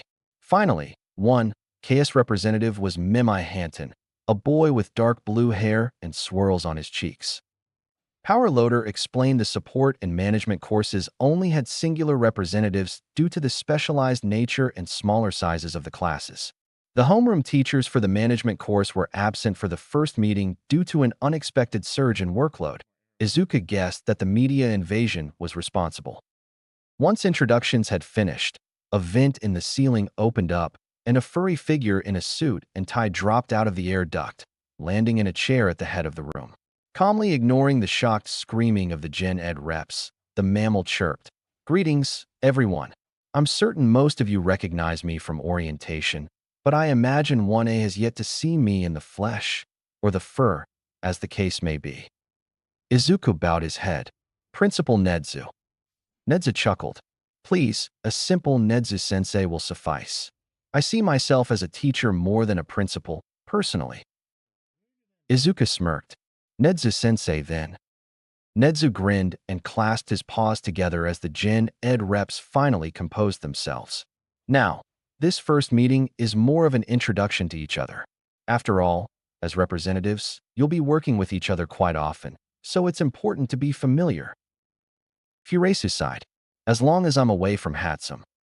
Izuku chuckled. "Yeah, I'm guessing she can be a handful." Nedzu beamed. "And that right there is what I had intended for this first meeting. While you may be in separate courses or separate classes, you are students of UA all the same, and having good relationships with your peers is essential to your development. I sincerely hope that at least some of you leave this meeting with a greater rapport with others than you had when you arrived. There's no real schedule, so feel free to take the lead of the discussion, anyone." Togaike huffed. "I personally don't see interdepartmental relations becoming a thing. Sure, it'd be nice, but I doubt it's realistic." Izuku hummed. "Well, it depends on how open both sides are to getting chummy. If I had to hazard a guess, Togaike-san, You're expecting that the hero course will largely keep to themselves. Am I right? Togaik shrugged. Kinda figured you big shots wouldn't have time for us little people. Ida bristled. On the contrary, making time for the little people, as you so put it, is a principal responsibility of heroes. Kinda nodded. Heroes are, above all else, public servants, and we can't serve the public if we don't understand the public. Several noises of assent rose up, and she glanced around the room. So, any suggestions on how to promote interactions between the departments? Shinso cautiously raised his hand. Well, some students in Gen Ed tried out for the hero course, but couldn't quite make it in due to having non-combative quirks. Some of us really want to be heroes, and while we could transfer by making a good showing in the sports festival, the fact remains that the hero course is getting exclusive training. They're shooting even further ahead and leaving everyone else in the dust. Izuku rubbed at his chin. Gym Alpha is open to all courses after school hours until 6:30 p.m., and I'm pretty sure Gym Beta is the same. I know hero course students can't join clubs, since those run during our extra school period, but is there anything against training sessions after hours? Nedza chuckled. On the contrary, Midori-kun, all students are heavily encouraged to make full use of UA's facilities. Izuku nodded and locked eyes with Shinso. All right, so what if we set up regular training sessions between Hero and Gen Ed students? It's not the same as heroics classes, but it's still more than what they'd get normally. Shinso nodded. Sounds good to me. He glanced at the other Gen Ed reps. That sound good to you guys? Tenohira frowned. While getting extra physical training alongside hero kids is all well and good for transfer hopefuls, what about something for the Gen Ed kids that want to stick to Gen Ed? Shouter raised his hand. What about a standing invitation for tutoring from the top scorers in the various departments? I knew some people back in junior high that became really close after studying for exams together. Tenohira nodded. That could work. Granted, we won't know who the top scorers are for a little while, but we'll get there when we get there. The only snag would be getting them to volunteer. Izuku shrugged. Well, that's a flaw in anything we come up with. No matter how much we advertise it, the choice to make use of it is still up to the other students. We can't force them to be buddy-buddy with each other, and some will insist on antagonism. Kinda groaned. Don't I know it? One of my classmates has spent every spare moment proclaiming that 1B is the superior hero class. And worse, I think some others are starting to side with him that we need to prove something. Izuku sighed. There'll always be people like that. Least we can do is try to show that they're the minority. But let's not worry about that right now. So far, we've only talked about Hero and Gen Edition. How could we foster relations with the support or management departments? Furesa hummed. I know that the Hero and support courses are already closer than usual, since Hero students tend to interact with their costume designers a lot. So we probably don't need to worry on that front. But beyond that, things might get difficult. Us nerds generally don't do well with socializing. A lot of us are introverts, and some are workaholics. Plus, I think a good chunk of us have had to deal with people offering friendship, only to turn around and make fun of us behind our backs. Izuku winced. Not a great feeling. Even worse is when they act like they want to be friends, when really they only want to use their connection to you to get somewhere else. Erishur hummed. That's true. But back on topic, what can we do? A thought occurred to Izuku. Say, the support students often have to market themselves to developers and companies in hopes of getting contracted out for gear and such, right? Kinzoka nodded. Yeah, granted, we don't get a lot of that outside of the school festival, but a few enterprising kids will make themselves known during the sports festival. Izuku nodded. Right. And management students often create projections of a hero student's early career or manage social media accounts for said students, right? Memai nodded slowly. Yeah, where are you going with this? Izuku laced his hands together on top of the conference table. What I'm thinking is, we offer support students and management students a chance to coordinate. The latter will advertise the former. It could be an extra credit assignment, an after-school club, an optional side project, etc. I'm not certain how we'd present it so that it's less like a business proposal and more like an offer of cooperation.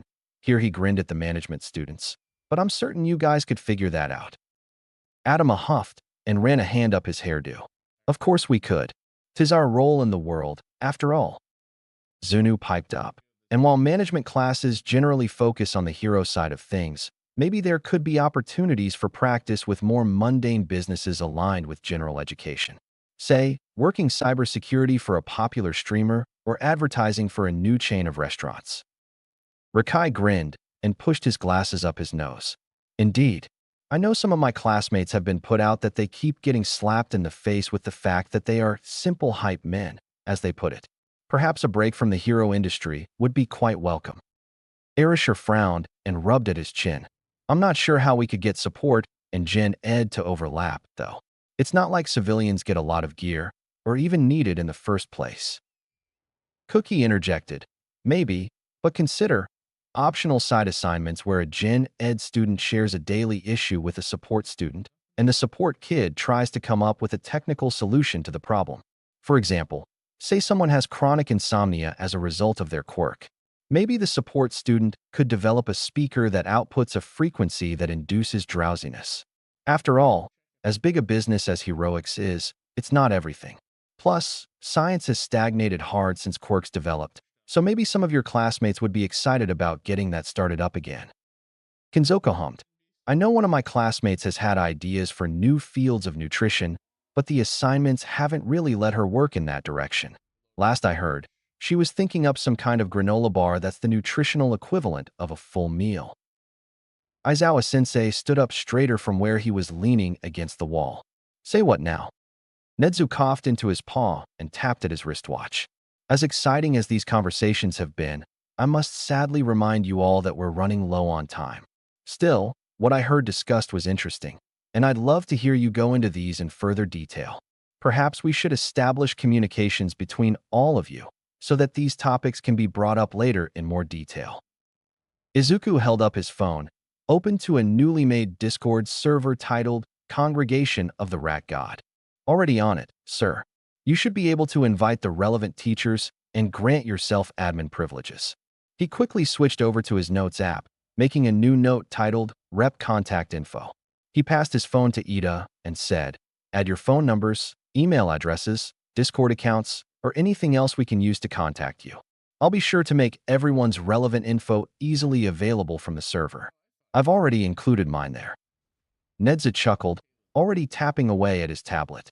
Excellent work, Midoriya-kun. Chapter 8. Summary. No matter the universe, Class 1A just can't get away from disastrous field trips. When the bell rang to signal the end of 6th period, most of the class was up and out the door before Recovery Girl even shut her binder. She sighed and slid her materials into her handbag, slinging it over her shoulder and heading for the classroom door. You kids and your boundless energy. Izuku snorted from where he was desperately trying to cram yellow into his bag. Don't I know it? The class was gathered by the bus lot at 3:15, and Aizawa-sensei grunted in approval upon seeing everyone in their costumes. Good thinking. A hero needs to be ready to act at a moment's notice. Since everyone's here, go ahead and get on. Ida cleared his throat, likely intending to organize the class onto the bus, but Izuku laid a cautious hand on the taller boy's shoulder. And indeed, the bus has a non-traditional seating layout. Based on how Ida's shoulders slumped, the vice rep hadn't expected it. Thankfully, the class loaded up quickly and orderly, and soon the bus was rumbling across the massive campus. The front featured 4 seats on each side, much like a train car. Behind the middle entrances, the layout was closer to that of a traditional bus. Ida had taken the seat closest to the front on the driver's side, and Izuku sat across the aisle. Ashido, Aoyama, and Kaminari sat next to Ida, and Izuku was joined by Sadu, Su, and Kirishima. Not long into the trip, Su leaned forward to look at Izuku. Midoriya-kun, Karo, I say what's on my mind a lot. What's up with your quirk, Karo? It's got so many moving parts, it's hard to believe that it's a single quirk. Izuku hummed. I get what you mean, Su. But Mom and I had it tested thoroughly when I was a kid, and we're certain it's just a rarely multifaceted quirk. I just hit the genetic jackpot. Kirishima grunted. I guess so. Your quirk's super flashy, so you'll have no trouble getting noticed as a pro. He held up his arm and hardened it with a shower of sparks. My own hardening is strong, sure, but it doesn't look like much, so I doubt I'll be very popular. Izuku huffed. Don't sell yourself short. That level of defensive capability is something most pros wish they had. It'll get you far. Aoyama laid a hand over his heart and boasted. Ah, but Mon Naval Laser is pro-level in both flashiness and strength. In unison, Izuku and Ishido deadpanned. Yeah, until your stomach gives out. The French blonde pouted, and Kirishima chuckled. Still, if you want to talk both flashy and strong, nobody can beat Bakugo or Todoroki. The latter was asleep, and the former snorted loudly. And that's where you're wrong. I still have yet to actually kick the nerd's ass in a sparring session. The only reason why I was at the top of my class so consistently was that I barely had any competition. The nerd was the only one who made me work for it. Izuku snorted. He calls me a nerd when he refuses to stay up past sunset and complains if he ever gets below a 93 on an assignment. Pot, meat kettle. Uraraka giggled. Does he really? Izuku grinned. I'll send you his phone logs. 0 activity after 8 p.m. for the past 3 years. She started cackling madly, and Katsuki's eye twitched. Oh yeah? Well, how about I show Quoth the Raven your internet search history? Tokoyami perked up. You have my attention. Katsuki grinned, eyes locked with Izuku. The 6 most recent results are all searches for hero articles. Izuku bristled. Hey, if you were as serious about heroes as I am, you'd be keeping up with the news, too. Katsuki raised an eyebrow. Since when could Maruko crack a person's skull between her legs like a watermelon have anything to do with hero work? And don't get me started on that tool clamp you bought. Izuku blushed furiously and pulled his hood over his head, almost the entire bus laughing. Kaminari, meanwhile, locked eyes with him and nodded sagely. A fellow degenerate of culture, I see. Izuku mumbled. I wanted to figure out if I could use blue to survive a Lunatic Harris. But no, Mom had to ban me from putting my head in a vice. Kaminari leaned across the aisle and laid a hand on Izuku's shoulder. From one man to another, I salute your attempt at sacrificing yourself in the name of science. At the front of the bus, Aizawa-sensei sighed deeply. Just barely loud enough to hear, he muttered. I chose to work with teenagers. He turned around and announced. Enough chatter, we're almost there. Uraraka nearly vibrated to a higher plane of existence when she saw the figure standing in front of the enormous glass dome.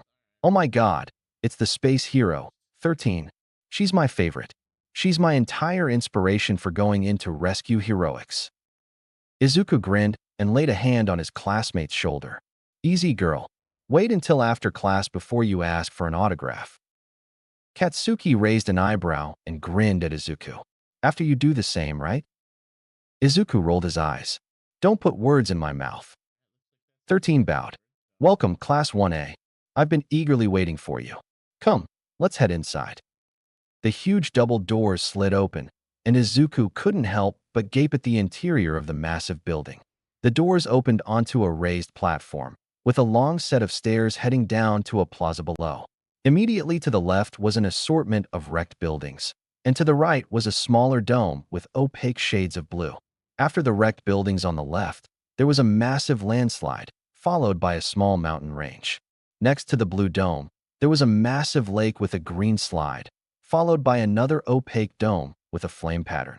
In the center of the plaza was a large fountain on a raised dais, and rows of lights on the underside of the dome illuminated the inside of the building. 13 announced, a floundering shipwreck, a slick landslide, a raging fire, a howling windstorm, a sprawling mountain, and a devastated city. This building is a training ground I designed to simulate all manner of natural disasters. The unforeseen simulation joint. Kaminari blinked. So it's not Universal Studios Japan? Jairu smacked the blonde upside the head with a jack, even as the heroine sighed. They make that joke every year, kid. You're hardly original. Aizawa-sensei walked up to the other teacher, hands in his pockets. Where's All Might? The blonde buffoon was supposed to meet us here. 13 stepped closed and whispered something to the hero, holding up 3 fingers on her left hand. Izuku wondered what they were discussing, only for a chill to run down his spine. Izuku glanced around the dome, flexing his fingers. This sense of foreboding. What's going on? Aizawa-sensei sighed and turned to face 1A. Unfortunately, it seems All Might won't be joining us until the end of class. In any case, let's begin. 13 clasped her hands together. Now, before we get started, allow me to say just a few things. She held up her left hand and flexed her fingers. I'm certain some of you are familiar with my quirk, Black Hole, yes? Uraraka started nodding so fast. Izuku was afraid her head would fall off. You've used it to save so many people from all kinds of disasters. 13 nodded. Indeed. However, it is also a power that can all too easily kill. A hushed air fell over the class. I'm certain many of your own quirks are the same. While it's not a problem due to the stringent regulation of quirks, do not forget that many quirks can take a life with one wrong step. Aizawa-san's physical exams helped you discover hidden uses for your powers.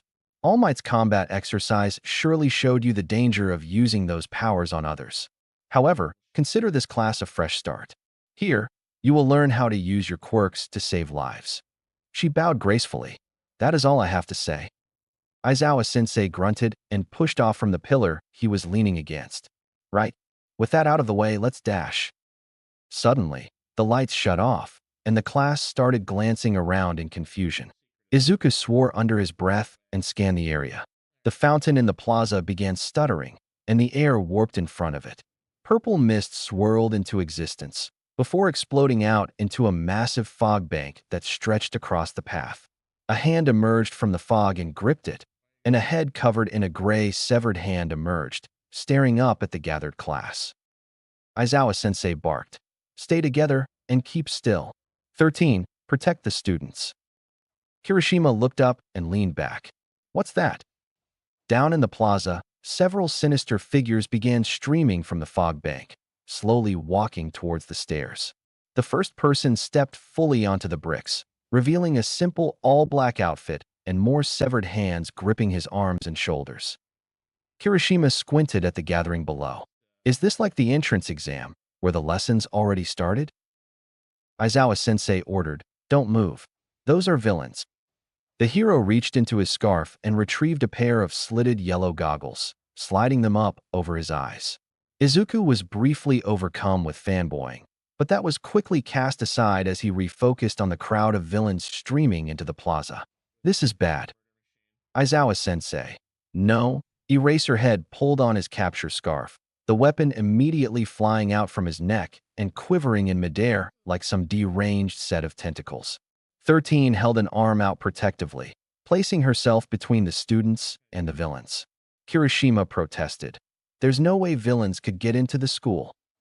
Yaoyorozu pushed forward to the front of the pack. Sensei, what about the intruder sensors? 13 paused. We have them, of course, but... Todoroki hummed. Did the villains only appear here, or did they attack the school at the same time? Either way, if the sensors aren't responding, then someone's quirk is jamming them. They isolated us far away from the main campus. This surprise attack was meticulously planned with some sort of ulterior goal in mind. But what? Eraserhead stepped forward in front of the class. 13. Start evacuating the students. Try to contact the school, too. Kaminari, you do the same. I'm leaving them to you. The hero crouched, before leaping down the stairs, his scarf streaming out behind him. Mineta cried. What is he doing? He can't fight that many people at once. He's going to get himself killed. Izuku grunted. Don't count on it. If he's who I think he is, he's definitely got a good chance of kicking their asses. Still, this isn't exactly his forte. His specialty is a one-on-one fight, or a sneak attack from behind. Large crowds aren't his style. Eraserhead quickly set about proving Izuku wrong, leaping into the mass of villains and proceeding to tear the evildoers a new asshole. Izuku let out a noise of surprise, before shaking his head and turning on his heel. You heard the man, folks. We're sitting ducks here, we've got to move. Everybody back to the bus. The class started running back towards the double doors, only for purple fog to shoot up from the ground in front of them. I can't allow that. 13 immediately held her arms out protectively, standing between the students and the villain. A pleasure to meet you. We are the League of Villains. We have invited ourselves here, to this den of heroes, so that All Might may take his last breath. The glowing yellow eyes at the top of the cloud tilted. And yet, he is not here. Was the information we received inaccurate? Still, my role remains the same. Kirishima crouched, preparing to jump at the villain, but Izuku shot forward and grabbed the redhead's arm. Don't. That's a suicide mission, the villain announced. I will scatter you all and torture you to death. Purple mist exploded outwards, and the cap on 13's right index finger popped open. I won't allow that. A powerful vortex of wind halted the mist before drawing it towards the heroine's finger at a rapid pace. The villain froze, his body being dragged towards 13 ever so slowly. Izuku barked, Ida, go? Get out of here while he's distracted. As vice representative, I cannot in good faith abandon you here to fend for yourselves. You're not abandoning us, you're getting reinforcements. Run. Thankfully, the teen nodded and slammed his helmet over his head, his engines roaring to life and sending him shooting along the path towards the exit. The villain's eyes narrowed. Are you truly so foolish as to discuss your plans right in front of the enemy? 13 retorted, You're not going anywhere. The villain chuckled. 13, you are a rescue hero, one who specializes in disaster relief. Your combat experience is less than half of a normal hero's. Another cloud of purple mist formed behind the heroine, and her black hole was channeled through the portal, shredding the back of her protective suit. 13 had the control to shut off her quirk quickly, but the damage was already done. The villain's eyes crinkled in satisfaction. You have turned yourself to dust, and now I may fulfill my role. A blur shot forward, and the villain choked on his spit as he was hauled backwards through the air. Izuku's grip tightened on the villain's exposed neck brace, his hair a brilliant white. No, you don't. As long as I'm still breathing, you aren't laying a finger on them.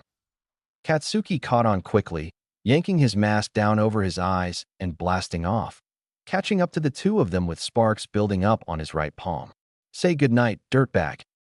Red flashed out from his capsule and fused with Katsuki in an instant, and a massive explosion of fire ripped into the villain, sending him flying into the underside of the glass dome of the USJ. Izuku and Katsuki dropped to the ground, sliding a couple feet before skidding to a stop. At the same time, Ida wrenched the doors open and squeezed through, the roar of his engines signifying that he had taken off towards the school. The mist villain peeled himself off the glass, his eyes squinting. My, that's troublesome. If that boy contacts the teachers, then all this will be for naught. He turned his gaze on the class, and where Izuku and Katsuki were standing defensively in front of them. I must not forget that you are all brilliant golden eggs. You two in particular are quite troublesome. Perhaps you should be dealt with personally. Purple mist swirled underneath their feet, but Izuku quickly exchanged white for green, floating off the ground. Katsuki took to the skies, keeping himself aloft with continued blasts from his palms. Nice try, dickhead. Let's see what else you've got. The villain's eyes narrowed. Interesting. Flight is a rare ability, and yet here are two within the same class. You are quite intriguing, boy with the changing hair colors. Izuku cracked his knuckles with a glare. I'd say I'm flattered, but I don't value the opinions of villains too highly. Katsuki shouted, You're already done for, shirtweed. The cavalry's on its way, and you're not laying a finger on us. The villain sighed. So it would seem. Suddenly, the mist vanished, and Izuku swore under his breath, spinning in midair to glare down at the fountain. As expected, the villain rose from the floor next to the one covered in hands. However, that was quickly driven from his mind, his heart leaping into his throat as he noticed that Eraserhead was pinned to the floor by a massively muscular villain. With barely a thought, he exchanged green for cyan and streaked through the air, bouncing off the underside of the dome and aiming straight for his teacher. He grabbed Eraserhead by the shoulders and pulled with all his might, ripping the hero from the Leviathan's grasp. Another flash saw him reform at the top of the stairs, his teacher held firmly in his hands. The misty villain leaned in close to the villain standing next to the fountain, who slowly raised his head to stare up at Izuku. His hands came up and started scratching at his neck furiously. For some reason, a chill ran down Izuku's spine. He slowly set Eraserhead down on the floor and crouched, adrenaline at full blast. The monster suddenly vanished, and the breath was driven from Izuku's lungs as the world suddenly blurred. 1 second, he was standing defensively next to his class, and the next, he was held in midair by the neck and the hand villain's face. Dimly, he realized that the Leviathan had him held in one meaty hand, easily encapsulating his entire back. The hand villain stepped closer, scratching at his neck with his left hand, and his head tilted curiously. Well, you're quite the interesting NPC. Not many units could beat Noma's command grab. Who are you? Izuku glared at the villain. Nobody you'll ever have the chance to see again. Face the facts. The heroes are on their way, and my classmates are untouched. You've lost, plain and simple. The villain chuckled drily. Are you sure about that, NPC? Noma here is just as powerful as any pro-hero unit you can think of. In fact, he's been specifically designed to kill All Might. He's our cheat code, the bioengineered anti-symbol of peace. Izuku scowled, but he had to admit that the beast holding him captive was undoubtedly strong. It had taken him everything he had to wrench Eraserhead from this thing's hands, and even then he'd probably caught it off guard. Maybe so, but you aren't dealing with just All Might, are you? When it comes to heroes, 1 + 1 = 3. And every hero on UA's staff is coming here right now. I doubt Nomu could stand up to that. The hand villain huffed. Mouthy little brat, aren't you? The mist villain rumbled, Shigaraki Tamura. The boy has a point. With the heroes on their way, there is a high likelihood that we will suffer severe losses. It may be wise to leave now. Shigaraki grunted. I'm still tempted to dust you for letting one of those NPCs get out, Hirojiri.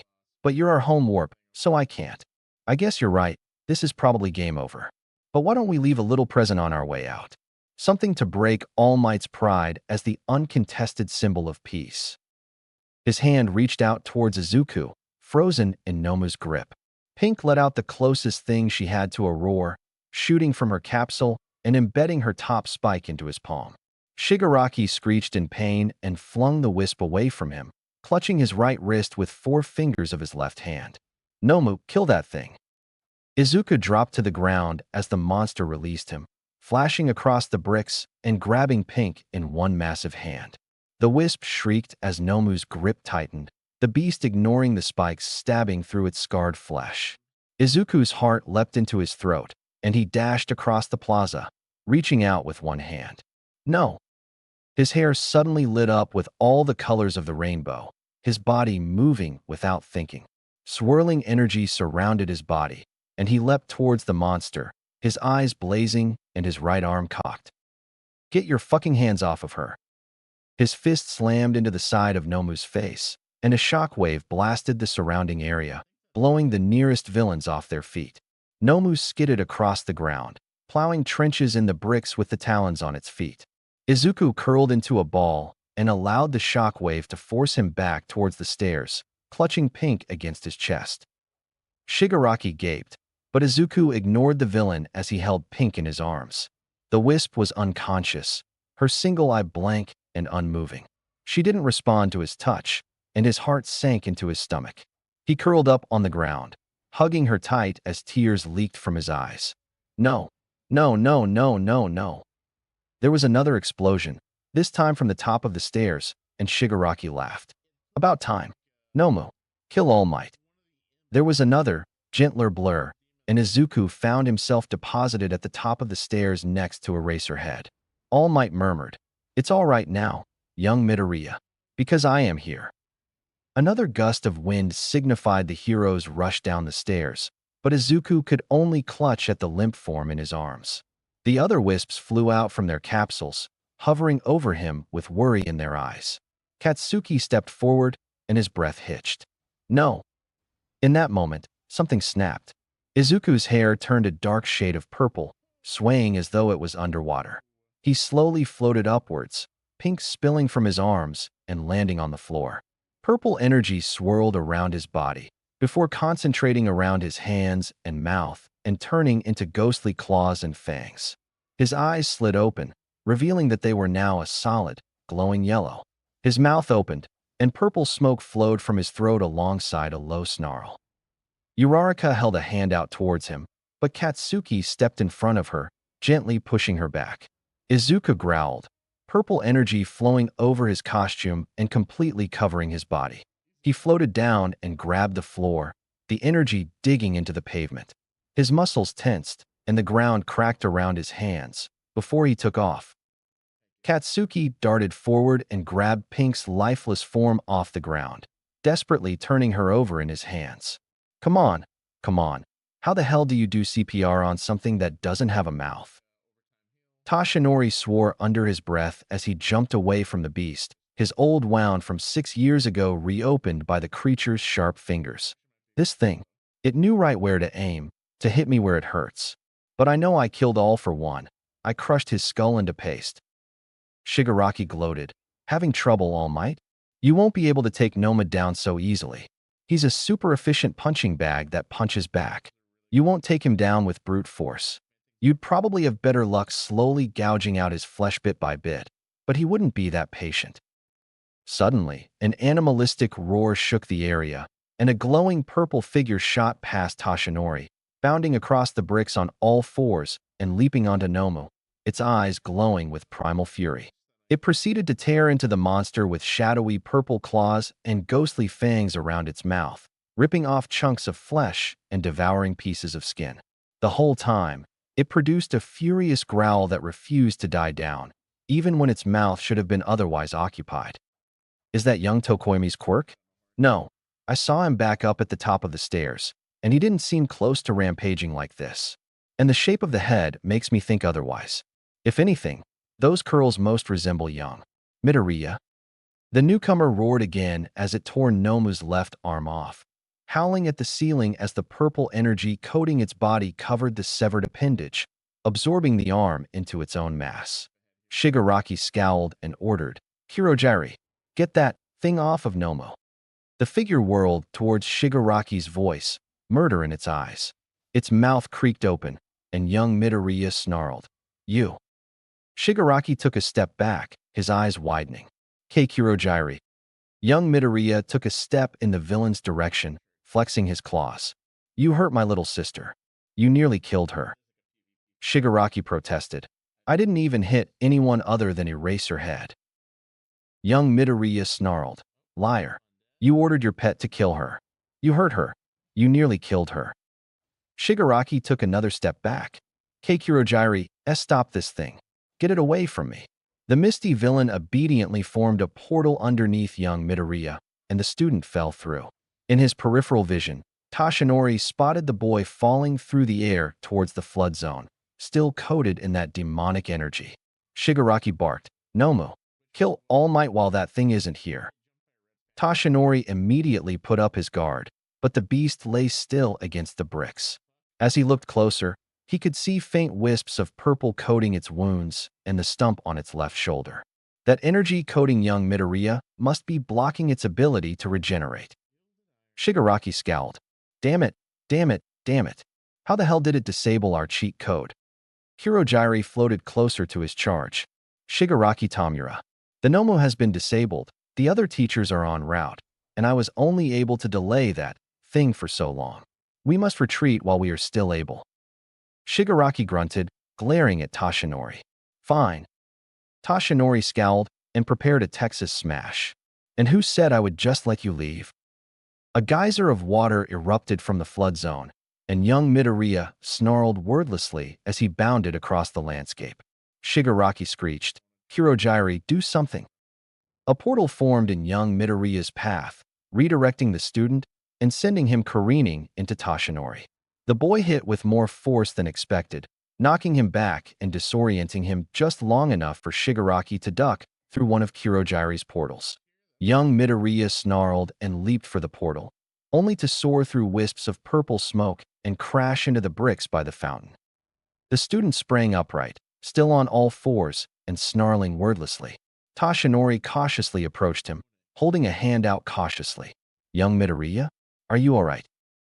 He hurt my little sister. He needs to pay." Toshinori hummed. "I understand, but he's not here anymore. Your sister is no longer in any danger. You can stop fighting now, young Midoriya. It's all right." The boy slowly relaxed, shrinking down slightly as the purple energy began to leave his body, flowing up his costume and pulling along his face before retreating behind his eyes. The yellow glow faded, and young Midoriya swayed, before tipping sideways and collapsing on the floor. Toshinori shot forward and laid two thick fingers against the boy's neck, breathing a sigh of relief as he felt the student's carotid arteries pulsing. Good, he's still alive. It was at that moment that the rest of the faculty arrived, alongside young Ida. Toshinori quickly scooped up young Midoriya in his arms and carried him up the stairs. When he reached the gathered students, he cursed under his breath when he saw that the pink wisp was carefully laid out on the ground, its singular eye blank and unmoving. I suppose that answers what he meant by his little sister. Katsuki met Toshinori's gaze. Is he going to be okay? Toshinori cautiously set young Midoriya down next to the pink wisp. Young Midoriya should be all right. He merely exhausted himself with that newfound power. However, I cannot say for certain if she will wake up. What happened to put her in this condition, young Bakugo? The blonde glanced to the side. That big villain had dragged Izuku down to the fountain before anyone could react. When the hand guy tried to grab Izuku's face, Pink stabbed him through the palm. Hand guy ordered the big guy to kill her, and he'd started squeezing her really hard until Izuku somehow punched him out of the way. The shockwave bounced both of them over to the base of the stairs. Then you showed up and moved them up here. I would have tried CPR, but, well, no chest, no mouth. Toshinori nodded grimly, meeting Nezu's gaze with his own. I see. Are there any other injuries? Young Yaoyorozu spoke up. Just Aizawa-sensei and 13-sensei. The rest of us weren't even touched, since Midoriya-kun and Bakugo-kun kept the mist villain from attacking us. Nezu hummed. Well, we can take solace in the fact that there were very few casualties from this attack. However, it remains to be seen whether or not there will be a death toll. I sincerely hope not. Chapter 9. Summary. In the aftermath of the USJ, decisions are made that will undoubtedly have long-reaching effects in the future. Katsuki scowled as he leaned against the wall of the hospital room. Initially, the doctors had tried to make him go with his class, but he'd made it abundantly clear that he wasn't leaving Izuku's side at a time like this. The nerd in question was currently laying in a bed, dressed in a hospital gown and slowly breathing. His hero costume had been carefully removed and sent back to UA for repairs. Pink was laying atop a medicine cart next to him, her single eye having been manually closed by one of the on-site paramedics. Aunt Inko had shown up at the hospital barely even a minute after Izuku had been admitted. The woman had been fraught with grief and only marginally calmed down when Recovery Girl told her that Izuku was just suffering from quirk exhaustion. While her son may have been in relatively fine condition, Katsuki knew that she'd come to consider the Wisps as her own children, and Pink's state had practically broken her. Auntie had been effectively catatonic when the hag showed up. Thankfully, Mom had always had a knack for reading the room. She barely spent any time fussing over Katsuki, quickly understanding that he was unscathed and gently guiding Auntie from the room. Logically, Katsuki knew that this wasn't such a terrible outcome. The attack on the USJ could have turned out a lot worse than a single injured student and 2 wounded teachers. Their classmates were completely untouched, physically at least, and a vast majority of the attacking villains were arrested, including the big bird guy. Statistically speaking, this was a major victory for the heroes. In spite of that, Katsuki still scowled. His brother and all, but blood had come far too close to dying for his liking. And if what the nerd had said was any indication, he might as well have lost a 4 years younger sister, too. Fuck, he didn't even know if Pink was still alive or not. For all he knew, her corpse was lying there on that bedside table. The other Wisps weren't much better. White was constantly pacing back and forth in midair, 2 tentacles behind his back. Cyan had a permanent scowl and kept jolting between the overhead lights. Red was uncharacteristically morose, still fused with Katsuki. Orange was hovering over Pink's body, flitting back and forth. Yellow was settled atop Katsuki's hair, his usually active stripes now grimly dormant. Green had lost her usual optimism and kept warbling something under her breath that Katsuki still had no chance of understanding. Blue was practically catatonic, sitting on the floor and leaning against the foot of Izuku's bed. None of them had the exuberance and playfulness Katsuki had come to know them for. A sudden stomping from the hallway caught his attention, and he pushed off from the wall as the door slammed open. The conscious wisps all erupted into startled motion, and Katsuki pinched the bridge of his nose with a sigh before loudly clapping his hands together. Guys, chill. After a few seconds, the wisps calmed down, and Katsuki turned his glare on the newcomer, who he recognized as the support chick from a couple days ago. Mind telling me why the fuck you thought it was a good fucking idea to barge into a hospital room where a guy's in a fucking coma? She stared back, unfazed. Well, if you don't want me to share my hypothesis on what might help Pink, then maybe I'll just leave. The wisps all snapped their gazes to her, and Katsuki narrowed his eyes. Talk. Recovery girl click-clacked into the room, swiping her cane at Dreadlock's shin. Out, girly. You're no medical student, and from what I've heard from Myjima, I don't want any of your babies near that boy. Dreadlock scoffed. I wasn't going to use any babies. It's just that you have preconceived notions about biology and might not consider what I'm proposing. So Emily H. She actually stuck her tongue out at the old lady, and Katsuki took a moment to be impressed by this girl's sheer confidence. Recovery girl sighed and pinched the bridge of her nose. Tell me what your idea is before trying to act on it, and I'll tell you if it seems reasonable or not. Hatsum nodded. Fine by me. Now, I was fiddling around with the wisp capsule prototype that I kept, and I started wondering about the wisps themselves. Like, they don't have mouths or noses or seemingly any internal organs outside of their eyes. So how do they live? Because they definitely live, but they don't seem to get their energy from anywhere. And then I started thinking about how they can fuse with people. They have mass, obviously, but when they fuse, the host doesn't seem to gain any extra mass, and the mass doesn't really seem to go anywhere. So what are they made of? And then the answer hit me. Light? Light answers everything about the wisps. Katsuki frowned. How so? Think about it. Light is composed of photons, which are particles that have mass, but they act like a wave, a form of energy. When the wisps are separate from people, their bodies become physical, more like traditional matter. But they're like photons, so they're able to float and move around without any sort of propulsion.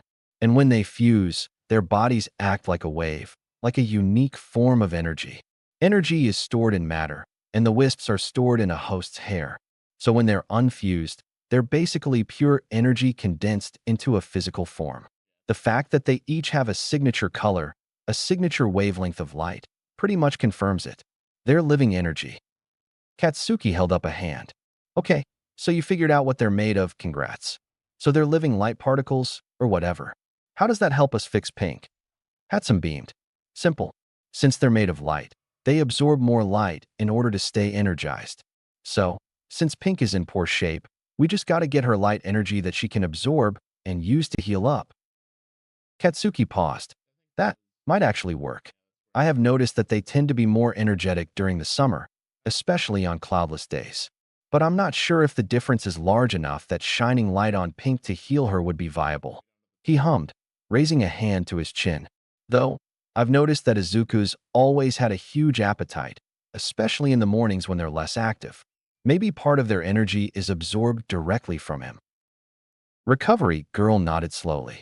That would make sense, since a majority of sentient quirks tend to draw on their host's metabolism. Though, in the case of the wisps, it could be that they can also draw energy from the person they fuse with as well. She stared at him pointedly.